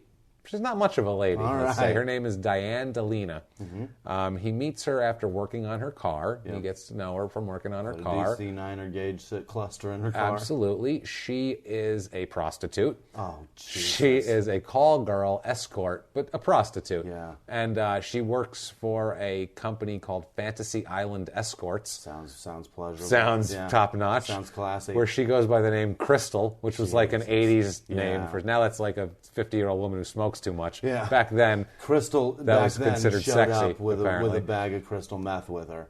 Also, too, you'd think escort would be some classy woman that shows up. She's an escort. You're calling. She's coming. Not some dirtbag living in a fucking in a dingy trailer with a crackhead ex-hockey player. Because that's what she ends up doing. She ends up moving in with him into his crappy little tiny shitbox trailer that he lives in. It smells like grease. Oh, grease and ballsack. Yeah, it's disgusting in there. They're living together. What is he doing, first of all? And it's like, and she's working. She's not hiding it. No. She goes, all right, I'm going to go fuck 3 guys. And he's like, see you later. I'll come back with a sticky twat. He goes and tries to find another woman, too, and they don't care. It's this weird, kind of mutually beneficial... Mutually disgusting. Friends with benefits that live in a trailer together in the woods. It's what a disgusting. Yeah, or not in the woods. This isn't... And he's got kids? Oh, he is eventually, not right this minute, but eventually he ends up with 2 wives, 5 kids. Fuck. 5 kids total, this guy fucking. And he's got a kid at this point, and he's... I think he has 3 right now. Oh, and he's pretty sure he has 3 kids. He's introducing them to... Oh, they're not around. He's abandoned. Okay. He's long abandoned his Really? What do you think? He sees his kids? You think he takes care of his kids, Jimmie? Get the fuck out of here. He's not taking care of his kids. He's hanging out with prostitutes in a trailer. Rather presumptuous. Good God, Jimmie, what do you think? They're coming over and he's watching them and they're seeing bad things. He likes crack. He's not a father. He's not a father. He's not taking them out on the playground with his crack whore fucking hooker girlfriend. Diane Delina at this point has a quote about him. She says, quote, "He had some serious issues that I didn't recognize. I just idolized him as being an athlete. He was upset he had to grow up the way he did, but he felt that got him to the NHL and made him feel like a champion. People don't realize the mental and physical sacrifices of what they do. He felt the whole NHL did not treat him with the respect that he deserved." That is a fucking... it's a statement. That's a lot of words coming from a hooker. Coming from a hooker. Crystal, the hooker. That's a very just... she just knew what she wanted to say, and she got it all out. And by the way, where do you think they're living right now? Is it hold on. Wait, they're living... Let me just set the scene for you. What town? Let me just set... You don't have to town. They're living... Hockey players, that doesn't matter, the sport. Yeah. Ex-athlete, living in a shitty trailer, doing some mechanic work, living with a prostitute that goes by the name of Crystal. Right. What state are they in? West Virginia. No. Jimmie, it's what state are they in this country? No way. Are they in Arizona? No. Where? Florida. Where else would they fucking be but Florida? Of course they are. Good God, like moths to the flame, my friend. There's gators in Florida. his front yard. Oh, God, he lives in a swamp. That's the other thing. This area, northern Florida. This area, it's by West Palm. It's by really? there, but like It's a down shit there? way out on the outskirts. Oh, God. And this was 1982 or whatever too, so it wasn't as built up probably. Yeah. But they said it was such a gross area. Basically, anywhere you stepped would either be alive or would squish or would crumble beneath your feet. They said it was just all swamp. He lived in a trailer on a swamp with a hooker named Crystal. Awesome. And had a Outside crack Orlando. problem. Wow, what a fucking mess, right? Jesus. Now, that happens. They're living together. But he owns the land. But he owns the swamp, probably, yeah. It's his. So one night here, February 3rd, 1982. Perfect. We enter Michael Dalfo. Now, Michael Dalfo is not, neither they know these people. Michael Dalfo is like a half-ass connected Italian dude who lives in Florida, and he owned a restaurant with his mother, and after it closed, it got torched a couple months later mysteriously, and he wears the fucking horn like my grandmother gave me when I was 9, one of those fucking horns. The Italian horn. The real fucking guinea horn that I won't wear because it's really embarrassing. One of those, you know what I mean? So yeah, basically this guy likes his hookers, obviously, because he's a dirtbag. He lives in a nice condo in the like PGA area over there. He calls Fantasy Island Escorts, and he gets Diane Delina. She comes. Crystal. Now, apparently, Crystal was watching him do tons of coke. He was doing bunches and bunches of coke and couldn't get it up. So he's got a coke dick. She hangs out for a while, and then she's like, "I got another appointment. Listen, I gotta hour's go." up. He said, No, stay. I'll pay you more than whatever. And he said, "Here, I'll write you a check." And she said, "I can't take a check." And she said, "I'll write it for cash. It doesn't matter." And I guess staying past the allotted time and taking checks both against Fantasy Island's strict employee handbook code. That's literally what she said. It was against company policy. Jesus God. Your strict prostitute pimp policy. So he tries to put a $75 personal check in her hand, and she puts it back on the table, and she's mad at him because she doesn't. She's like, "Look, dude, I'm just gotta fucking leave." She leaves. Dolfo calls Fantasy Island back, orders 2 more girls. They show up. When they get there, he says they're dogs and slams the door in their face and sends He's them away. judgy about Quote, it. dogs. Yeah, that's what they said. He's got standards. So then he goes back in after shooing them away, orders another girl. They don't send another one this time. They're like, fuck this guy. He's crazy. So he calls another escort service, Rainbow Escorts, which nowadays you would not call for a straight relationship if you were a man. You would think that was definitely They not will send that. you a big, fat, hairy man. Absolutely. They send over a girl. She arrives at 3:30 in the morning, and she walks up and finds Dolfo's condo door wide open. First of all, he's having multiple prostitutes come to his home. In and out all Crazy. night long. Yeah. The door's open, wide open. Nobody's there. Uh-oh. So she's like, what the fuck's up with that? First Not of all, even a coke dick man. Stop inviting hookers to your house. Maybe shit like that won't happen. So he's gone. This broad's like, what happened? It's 3:30 in the morning. She turns around, goes back. What happened to Michael Dolfo, right? So the next morning's February 4th, 1982. We have a truck driver named Albert Breen. He's on his way to a sewage treatment plant and sees what he thinks is a dummy about 60 feet off the road on this like auxiliary road to the sewage treatment plant. He drops off his load or whatever. He leaves. He sees the thing still Drops there. off his He sees sewage. buzzards circling. So he's like, that's not a dummy. Yeah. He gets out, goes and looks at it. It's Michael Dolfo, and he's still alive. Oh, my God. He's shot twice in the head with a .25 caliber gun. Yeah. He's still breathing. Holy so this shit. guy goes and gets the paramedics. They come, they get him, they bring Dolfo to the hospital. He dies at 3:36 p.m. So it's like 12 hours later. He was laying there. I mean, they got him 10 hours ago. He'd have been Buzzards fine. circling him. Absolutely. He dies at Palm Beach Gardens Community Hospital, 3:36 p.m. He's dead. So this Did is he like, talk? No, he was shot in the nose and the face. Like he wasn't conscious. He was just barely breathing. All right. So Just shallow breathing. Shallow breathing, exactly. I just saw his chest moving. But I mean, 10 hours Emphysema earlier. breathing. Yeah, emphysema. He's like, you're breathing like my dad. So if Spencer had anything to do with it. I will leave you right here. Police questioned Delina within a week of the murder. They get to her. She says that she left Dolfo around midnight and went to a West Palm hotel for her next appointment. That's it. I don't know anything about it. That's all I know. Police, for some reason, had a thought that Spencer had something to do with it this whole time. And in all the investigations, they said that one, because they talked to all the call girls that he was with, and they were like, that one lives with a crazy ex-NHL crackhead in a trailer in the swamp. Maybe it's them. Let's go talk to them. And I don't know if maybe they think it's from, like, maybe he had a bunch of coke, and they said, let's go get his coke, or what the deal is. Maybe they heard what his dad did. But now a friend, this is about him in this era, a friend of his about Spencer, Dan Martinetti, said that, quote, he used to talk about playing, but he loved working with his hands, fixing equipment, more than hockey. He went from nothing to having everything and then went back to chop bologna. But he didn't care about money. He still doesn't. You could give him $100,000 and he'd look at it and then go spend it on tools and equipment. And crack. Lots of fucking crack. So he was... Betcha. So this is a bad time for Brian's life here. 1982 to 1985, he is arrested 5 times for drunk driving. Holy shit. 5 times. Loses his license, obviously, because he's being arrested constantly. And here is just, it's one of these things that are all the same, these arrests. So here's a highlight from one of these arrests here in a second. In November 1984, from one of his DUIs. November 1984. He is arrested for drunk driving in Florida, down southern Florida. Yeah. This is his behavior from the police report. This is a quote from the police report. Quote, subject was combative, saying if I did not have a uniform on, he would kick my ass. Asked if I get an orgasm for arresting him. Holy shit. That's what he's telling the cop. Picture him drunk. That's a drunk You didn't have guy, that uniform on. I'd fuck you up, man. You fucking getting a nut off of this shit bet for you arresting just me? Hey? Hey? And he's losing his mind. He tries to build a house and a shop in Loxahatchee, Florida, which is another horribly swampy shit dump. Runs out of money. Runs out of money and just leaks right into the swamp, and it's gone.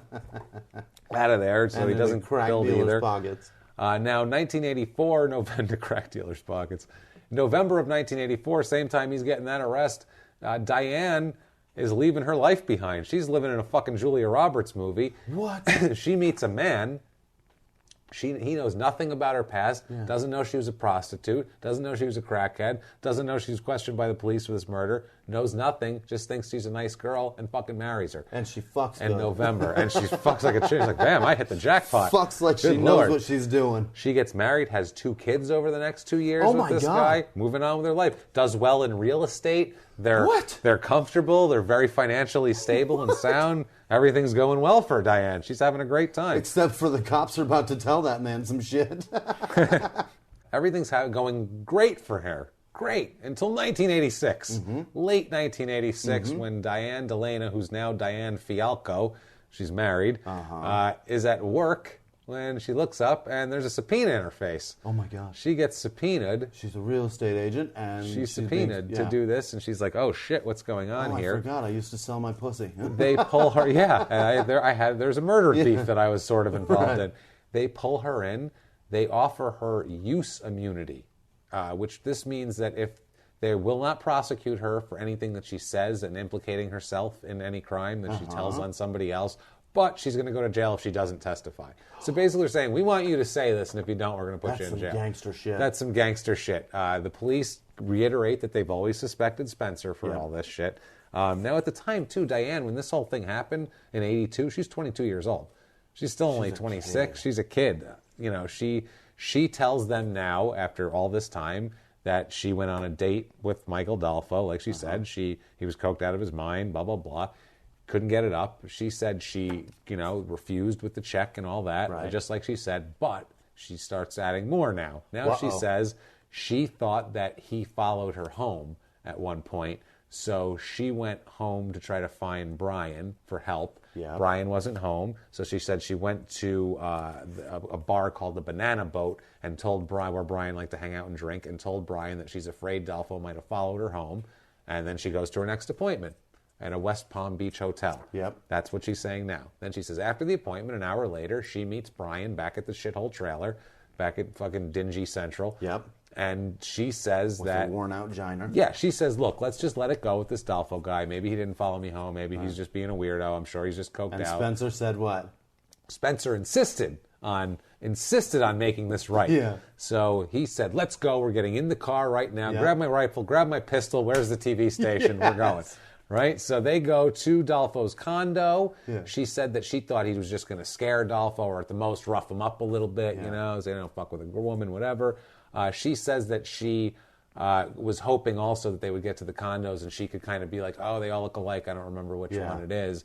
But I don't remember which one had the limp dick in it. I don't remember where this guy is, but she had described the guy earlier, and lucky for them, he was waiting outside for the next prostitutes to come in the driveway wearing a black bikini swimsuit and a gold chain, like a complete douchebag. Gold chain with the horn and black Speedos he's wearing. Limp dick tucked with his into limp it. coke dick in Florida in the 80s. What a fucking stereotype this guy is. It was all smooth in front like Kendall. That's God hilarious. damn it. So she says she didn't remember. She said Spencer got out of the car, confronted him. She says she didn't remember him using a gun to get Dolfo into the car, but he got him into the car, and they drove to a secluded road off PGA Boulevard that leads to a wastewater management treatment plant. Uh-oh. Yeah, this is starting to come together a little bit here. She said that they get out of the car, and Palfo says he pulls Spencer out of the car.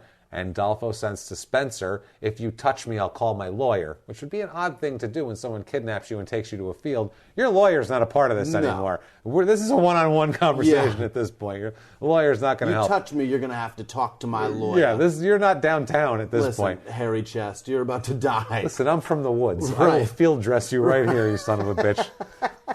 So...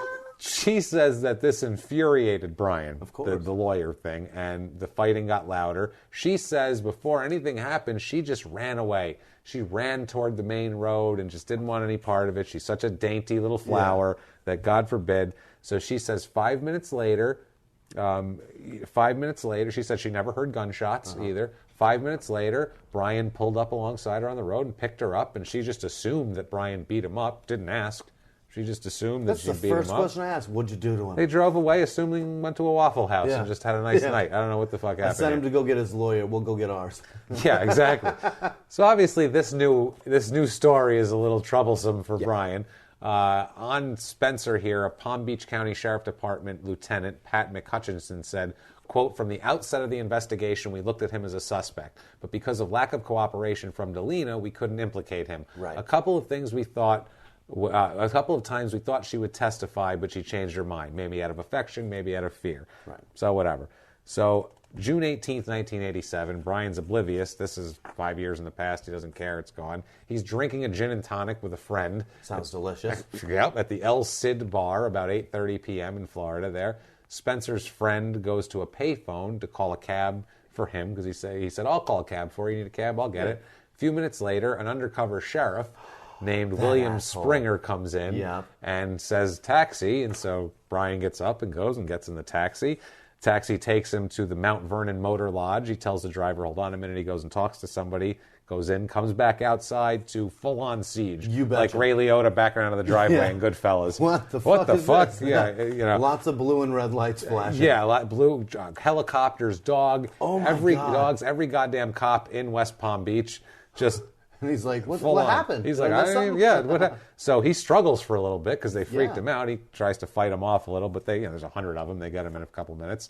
So he's sitting. Bowie knife is useless at this point. Absolutely. He's sitting in jail now, waiting trial because he's got a public defender. He has no money. No. He sends out letters to magazines to pleading Somebody his case. help. Yeah, because he feels like his lawyers too. They feel like they're convicting him in court of public opinion before anything. Yeah. He is on trial for murder and kidnapping, facing the electric chair in Florida. In the 80s, electric chair. Fuck. This isn't 20 years. No. This is death penalty they're looking at him for. They want to kill him. Yeah, the same shit they did to Ted Bundy they want to do to this fucking idiot. Yeah. So he says, this is a letter, part of the letter that he sent out to multiple magazines from prison. He says, in their own words, quote, I sit here in jail with two passions, really two wishes that you and your charity might help fulfill. First, I hope you find it in your heart to think a kindly thought and say a prayer for me. Second, if you could, please write. Maybe the glory days are over, but not my memory of how incredibly uplifting the fans are. You're in jail facing the death penalty. Still married. Help me! That would be my help. Hey, all my wives and husbands that I'm married tell to them it's out not there, me. all the fans that I'm married to, Gee, tell them all guys. that I'm so great. Tell them I'm taking them to Vegas and buying them a fur coat. Like Jim Schoenfeld or whatever. So there's reports that they have no evidence besides Diane Delina's testimony, by the way. Nothing. There was reports that he had once shot a possum in his backyard with a .25 caliber, which is the same caliber. So they go search and dig up his whole yard looking for a slug that he shot a year ago in a possum. To it. They don't find a gun. They don't find a slug. They don't find shit from him. Nothing. They have literally no fucking evidence at all. All they have is her word versus his. They have her word. They have people from him saying, saying that character witnesses saying what he did around that time and that he wasn't doing shit like that and just basically that he didn't do it. I mean, the only thing they have is this guy. So now the jury goes and deliberates, and they're deliberating with his goddamn life. Yeah. This is it. Based on one woman, mind you, she's a hooker. She's a hooker. Her One credibility, prostitute. yeah. Former prostitute. Who now she's changed an her life. upstanding citizen. Right. But Miss Falco or Fialco. Prostitute, man. Prostitute. That's the key. It's amazing. So the jury goes... A prostitute, mind you, who made a deal to say anything, and she even if it incriminates her, and she's off the hook. Yeah, and you know how long the jury takes? 1 hour to deliberate. Assholes. 1 hour, but they acquit him. Nice. He's acquitted in 1 fucking hour. All right. Because they said, he's just got a hooker, and there's no other evidence. And this was like 5 years ago, and we don't really have anything. We got a crack-headed hooker. We don't have a fingerprint or anything. We have a prostitute that won't even say she saw it happen. Right. She said, I ran away and didn't even hear gunshots, and I never saw a gun. I'm kind of incriminating him, but not really. It's ridiculous. So Mikey Martin, the teammate's wife says, quote, we never doubted. We had an idea he might have known who did it, but he did not do it. To get Spin pissed enough to kill somebody, he would do it with his bare hands, and he certainly would not use this puny caliber gun. They're like, he'd kill a He guy, ain't no pussy. but he'd choke him to death. He'd do it with his own hand. Amazing. And there's more like this. Prosecuting attorney Charles Burton, who was asked about the acquittal, and this asshole ended up being the judge in Palm Beach County in the 2000 election that made the decision on the hanging chads that helped give George Bush the presidency. Fucker. So fuck this asshole. Yeah. Anyway, he says, quote, I dug deep on this guy. Yeah. Come on. You sure did. Patreon.com/crime and sports. Support us, goddammit. So he says, quote, if I didn't believe in my heart Brian Spencer was guilty, I wouldn't have prosecuted the case, which is probably full of shit. I'm on your side in assuming. Yeah. I'll assume all I want that maybe he had something to do with it. But you better have some fucking rock solid evidence if you're going to take a man to trial on it. And we also said, they had her pretty much rocking a hard place. Hey, we're going to put you in jail if you don't say what we want you to say, pretty much. Right.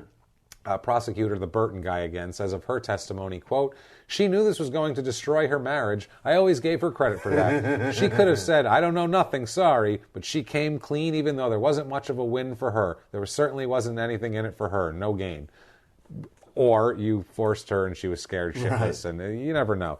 Now, he's free here, Brian Spencer. Yeah. His quote on this is, in their own words, Jesus, I'm just hanging out with the wrong people, being in trouble.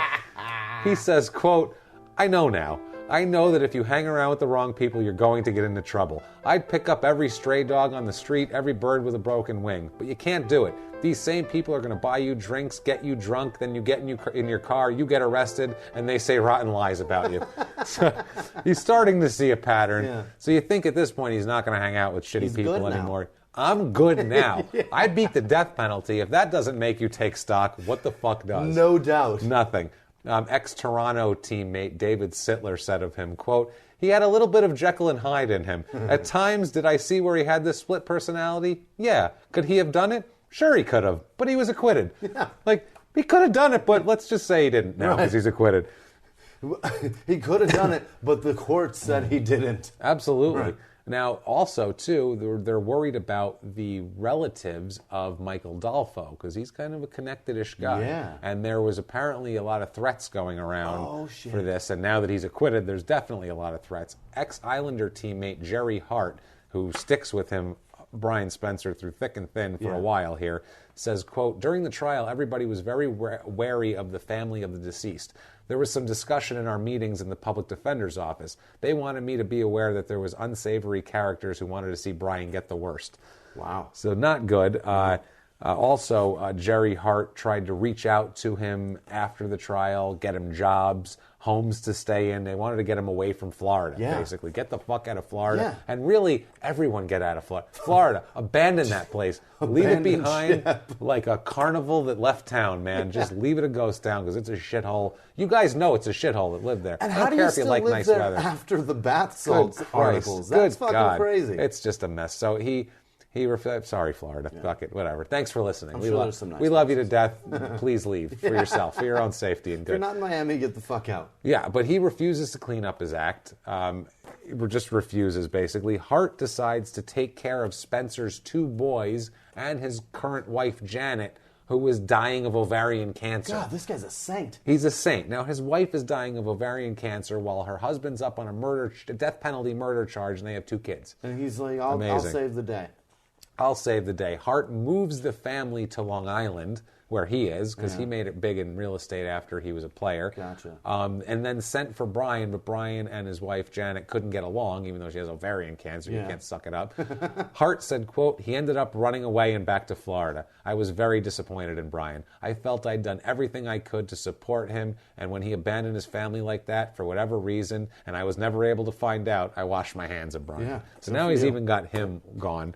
A guy that stood in your corner through the worst thing ever. The worst. And these people, he's got nothing now. He's got nobody. Dolfo's dead. Roy's dead. Irene's living in the woods by herself. Byron's jealous of his hockey-playing older brother. Yeah. This poor guy was on a murder charge. His boys are losing their mother slowly every day. Diane Delana, Jesus, her marriage. She pulled herself together for being a crackhead prostitute living in a swamp trailer. She tricked some upstanding guy into marrying her, having 2 children and an upstanding life. I feel bad for all these people, Jimmie. I feel bad, but not nearly as bad as I feel for Brian Spencer. Fuck yes, it's so common. An account strategist for Pandora in the marketing department, New awesome. York. Yeah, Pandora. Brian Spencer, a freshman wrestler at the University of Nebraska Kearney, wrestles at 220 pounds. He's from Moore Park, California. Brian Spencer, the newly elected city council president of Pensacola, Florida. Jesus. You type Brian Spencer, Florida, you get that fucking guy and this fucking lunatic, both of them. Dr. Brian Spencer, DPM, podiatric surgeon at the Premier Foot and Ankle Center in Grove City, Pennsylvania. He's rated 4 out of 5 stars on healthgrades.com. Not an acquitted murderer. No, not at all. Not Maybe 4 out of 5 for dodging murder charges. Brian Spencer, sergeant in the Major Crimes Bureau for the city of Jackson, Tennessee. Brian Spencer of Spencer Photography. You can reach him at brianspencer.net. He's from New Mexico, and on his site, under where it says Spencer Photography, it says, this is his selling point, I just like taking photos. So he likes it. Try him out. He likes it. He enjoys it. He enjoys it. He likes taking pictures of your fucking kids. He loves it. And finally, Brian Spencer, member number 19223 of the PDGA, which is the Professional Disc Golf Association. Jesus Christ. He's out of Raleigh, North Carolina. He has 4 wins, but his membership expired in December of 2008. And you know what they do at professional disc golf? It's like Frisbee. You know how they throw those things? Yeah. How do they throw them, Jimmy? They spin them. Fuck yes, they do. He could be Brian Spinner Spencer. He could be him. If your membership hadn't expired 8 years ago, you get back in it and go by Spinner. He was like, I'm going to be Spinner. Brian Spinner Spencer. And he Googled it and he was like, fuck. God damn it. Never mind. Now, of the place here now where he's hanging out after this, Brian, this is early 88. He's hanging out in Riviera Beach, Florida.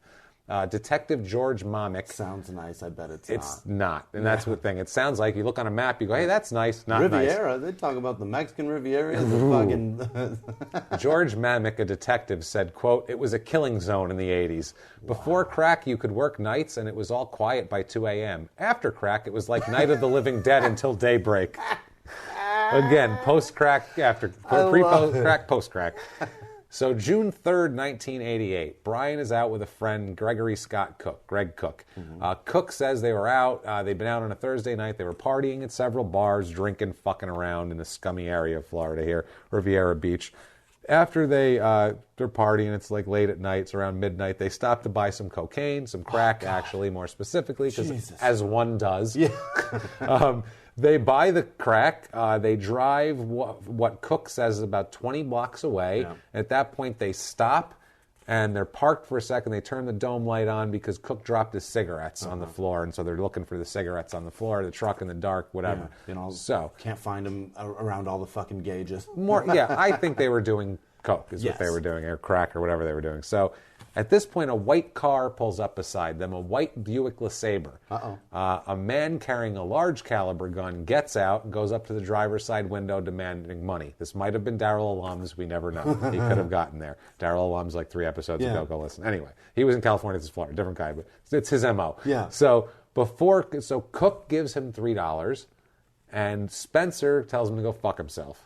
Spencer doesn't say that in those many words, but he says, I'm not giving you shit. Yeah. Refuses to cooperate. Says, no. I'm cracked out. I'm a tough guy. Fuck you, I've already beat murder once. So this guy unloads a .357 on him and shoots him. One shot, into his arm. Holy shit.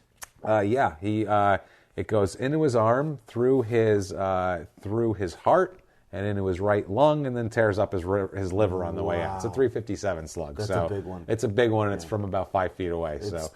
It's bad. Cook tries to pull away and smashes into their car as he's going and pulls off. Fuck yeah. So at least they have a mark on their car now. Yeah. But Brian is hit with the shot. He's fucked up. They said, that was the police captain, Jerry Pariba, said about where it was. Cook hits the car, speeds off, takes Brian to a nearby fire station. Yeah. They bring him to St. Mary's Hospital, where he's pronounced dead on arrival. Fuck. Yep, they pull a .357 bullet out of his body. Yep. This is, Jesus, come on, man. Fuck, man. That's terrible. This is awful. Cook is not considered a suspect, but the police captain there said he has questions about his story, basically. But he's a crackhead out drinking, who knows? He doesn't want to tell you that and I'm sure he's crack. Dishonest. Yeah. Police were looking for the white car, and Cook was cooperating with detectives on the time. On Brian's death, Delana said, quote, "I expected it. He was just going down that road." Drugs and alcohol played a serious part. You betcha. No shit. Hart, his friend Jerry Hart, said, quote, "I assumed it was some sort of contract or killing or retribution as a result of the murder he was accused of." Yep. Seems right. Detective Mamek said, quote, "There was a lot of pressure on this case because of the attention. We had to hurry up and solve this one, but we developed it piece by piece." So they started trying to put something together here. Yep. In the meantime, while they're doing that, a book is released called Gross Misconduct, The Life of Brian Spencer in 1988. July 1988, a month after this, the police determine that the motives of the killings are just robbery. They say it's not retribution. 2 suspects are arrested. Oh, nice. They get a Larry Willie Johnson and a Leon, quote, Lump Daniels. I'm scared of them. I'm scared of a man that goes by Lump. Yeah. Johnson is said to be the trigger man in this, Larry Willie Johnson. He accepts a plea of second-degree murder. He did. And he's sentenced to 40 years. Jesus. 40 years in jail. The friends all still think they were hired to kill him. Detective Mamek even actually concedes it's a remote possibility. There's about 10% chance. Yeah. Who knows, basically. 1993, a movie comes out. Gross Misconduct, The Life of Brian Spencer. Awesome. It looks terrible. Never heard of any of these fucking actors. It looks cheesy as shit. It's got a 4.8 out of 10 stars on IMDb, which isn't great, and it's Canadian. Yeah. No offense to you, Canada, but when you look at a movie and you go, this just looks a little off. It's Canadian. Every guy. You just watch the credits. It'll be like 100% filmed in Vancouver. That's why it's off. Okay. That's why that girl was almost hot. Okay, I get it. That's why that girl was All right, sorry. I'm sorry, Canadian women. You're beautiful, but I'm just saying it's a little off. I like when you get salty. It's late at night. You're salty. Is. Fuck I 'em. dig it. So, Mikey Martin said of Brian's murder, quote, Mikey Martin said of Brian's murder, quote, "There was always a question about whether somebody was seeking revenge. The friend who was with him thought it was random, but you can always make revenge look like random. He was bound to be in the wrong place at the wrong time." And that was the wife of his ex-teammate, That was right? Spencer, yeah. In 2007, Larry Willie Johnson is released from prison. Holy shit, he got out after he got out after 40 20, years and he got out after 20. due to, quote, game time, which is something they've abolished now down there, but it was a program where you get up to 20 days off of your sentence for every 2 weeks of good behavior. Jesus. So it's like less of half of your time type of thing. You put in 14 days of being good, we'll take 20 off. It sounds like too complicated a math for a bunch of prison officials, too. What that Like, they had sounds like to me calculators. is just overcrowding, and they're like, we got to get rid of some of these fuckers. And This guy's a murderer. yeah, it's fine. Get rid of it. Wow. Diane Delina here, she's doing great as of 2009, lives in Nashville. She has been very successful in real estate, has a bunch of money, founded River Run Records, which is a small record label in 2009. How about that? Apparently her husband stayed with her too. Yeah. Said he was going to support That was her. nice of him. So all these people are doing this. Meanwhile, Brian's remains, he was cremated, and he was put in a can that reads, quote, Marvel Mystery Oil, penetrating, lubricating service can, and kept on Rick Martin's mantle.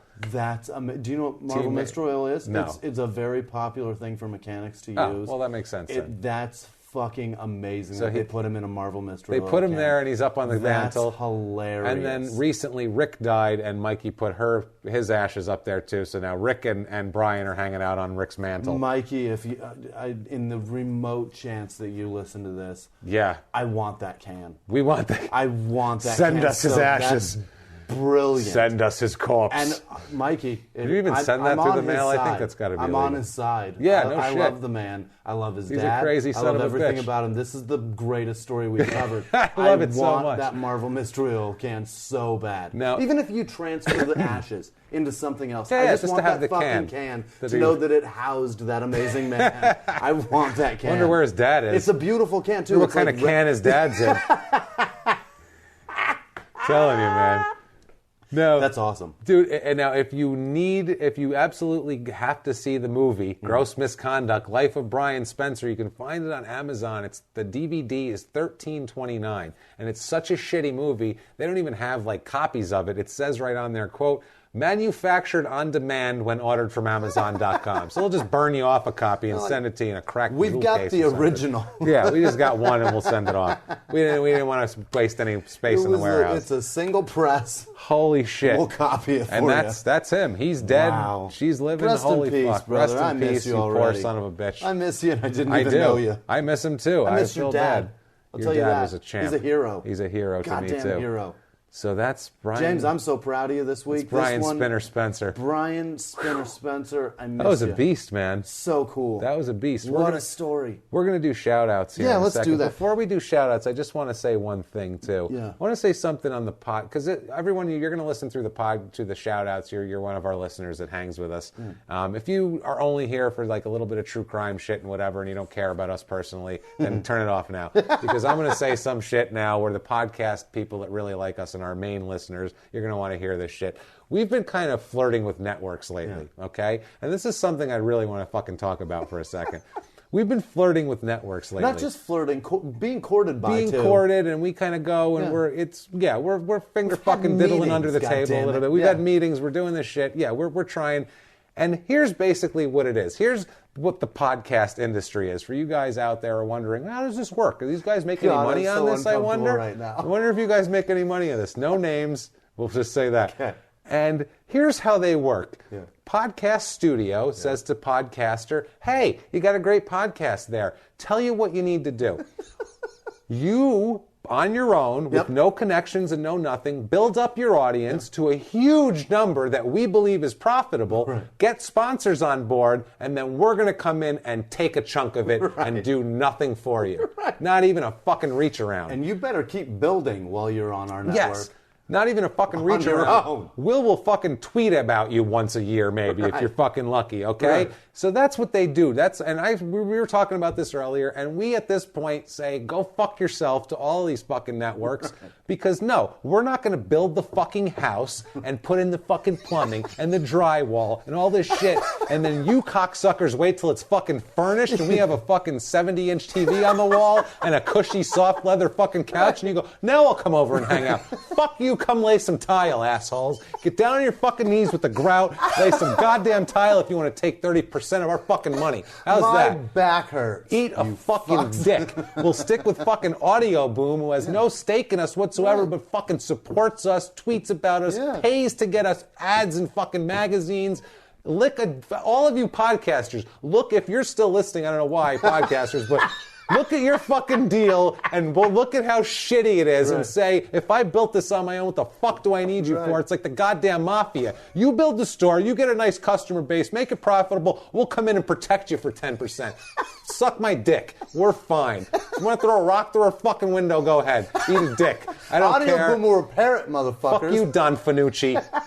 And the Black Hand. Now, on to shout-outs. Thank you guys so much for your audio, for all of your iTunes reviews. Honestly, seriously, guys, iTunes reviews are so fucking important to us. If you could get on there, give us 5 stars. It helps us out tremendously. It helps us stick it up these networks' fucking asses and get our own goddamn sponsors that we don't need them for shit. And if you don't want to do it that way, the donations on Patreon are huge Please, too. And guys, it helps us they're so very much. beneficial. We're really not Two making people- any money off this. It's patreon.com/crime and sports. Please throw us a few bucks. Judith Kaufman and Thank you, Judith. Michael Loretto. Thank you, both guys. donated. You So guys, thank you both. it means the world to us. It really does. I mean, the donations aren't astronomical No, numbers. it They're not doesn't paying matter. mortgages, No. but it's money that helps us so much. I bought all these terms of- index cards. This giant pile of index cards on my. I bought all these today with Patreon money. And thank you, guys, for doing that. We have pens, we have batteries, we have stuff that we have to buy. That we have to buy, and thank you guys. Stuff adds up. We love you guys. Thank you. And also, too, if you want to get a hold of us and get a shout out like these awesome people we're going to talk about, you can get a hold of us at Crime and Sports on Twitter,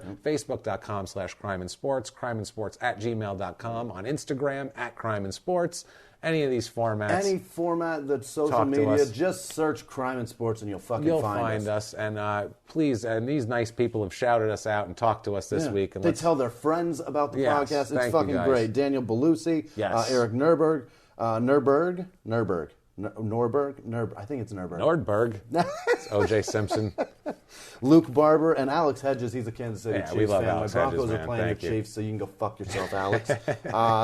And The coolest part that I've noticed is that there are so many ladies that listen to us and thanks, tolerate guys. our fucking language. Yeah, we appreciate it. And hang out and just listen Talking for shit the about comedy. off-Canadian women. Thank you. Like Jessica Purdy and Haley in the UK. Thanks, guys. Monica in Seattle and Gina in Jersey. You guys, thank you, ladies, for sticking around. You guys are so fun. Absolutely. And of course, our regulars. Jay Wedbetter, thanks for always tweeting us. Always. When you tweet us at people and say, hey, guys, check these guys out, you don't know how fucking amazing that is for us. That feels really good when you're great. tagging like comics that we've performed with. Because we can't do that. But you admire. can't go, hey, look at our stuff. Right. Other people can. And You look thank like a you fucking guys. asshole Thank when you're you, like, hey, Bill Burr, listen to me. And Connor, what's a Connor? Connor Gillespie? Connor with the crazy face. Yeah, that's Gillespie. Okay, Connor. Yeah. Thank you. He tweeted us at people. Thanks, guys. We love you. The Rev, obviously. Right. The whole, all five of them. All the horsemen. Yeah, Busby, Wedbetter, we love you. Monge, Sean, Fuller, and Wooten. Busby, Those two are Jesus, great. You rule. And Wedbetter, your cricket bat's on the way. Yeah, it's coming. And Mark, the at Celtic Cowboy 58. Yeah. So he's great. We love you, dude. And he left us a nice iTunes review, and then we pissed him off one week. Yeah. And he wrote another one that was not nice. Yeah. And then he took that down and then wrote a new one about how nice we are. We noticed this shit. I love his, and we're like, his I think I like this guy. shit. He's like, oh, we like him. I believe he That's lives fine. in Oklahoma. He's an OSU Thanks, man. Cowboys Thanks, fan. guys. I dig him. He's a But good dude. Jesus, he just didn't guys, like that thank we you. bashed the Celtics. And it wasn't even the Celtics. It was just Larry He Bird. said that we said he was a clumsy, slow white guy, which he fucking was. He fucking is and was, goddammit. One of the greatest players in the history of the fucking league. Amazing. Athleticism of a fucking nun wearing a fucking weight pack on her back, okay? Horrible. But one of the greatest players ever, despite that, which makes him so much better.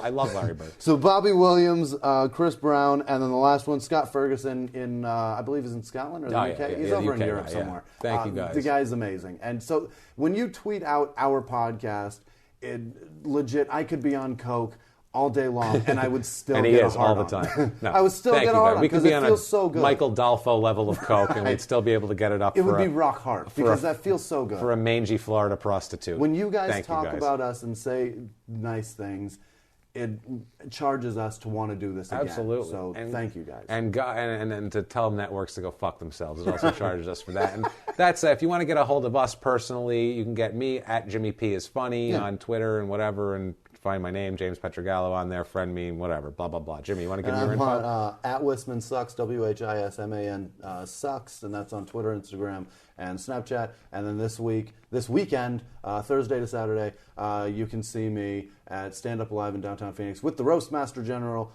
Jeff Ross. It's going to be fucking amazing. Excellent. So Yeah, go out. check that goddamn show out, guys. Really, that's going to be a great show. Stand Up Live in downtown Phoenix. Please, guys, just share this, spread the word. Like I said, we're not doing this with a network. You guys are our network. That's it. Crime and Sports Movement is our network. All we these love people you guys. that we list every week, you guys Thank you. do this. You so mean the thank world to us. Thank you, guys. We'll be here every... If you like crime and sports, you can listen early and ad-free now by joining Wondery Plus in the Wondery app or on Apple Podcasts. Prime members can listen early and ad-free on Amazon Music. Before you go, tell us about yourself by filling out a short survey at Wondery.com/survey. In the 1980s, a rosé swept the country. Hey, Mike, I really like this White Zinfandel. Well, good. Now put it down. I'm going to try another one. White Zin became America's top-selling wine. But most don't know that this sweet drink has a sour history.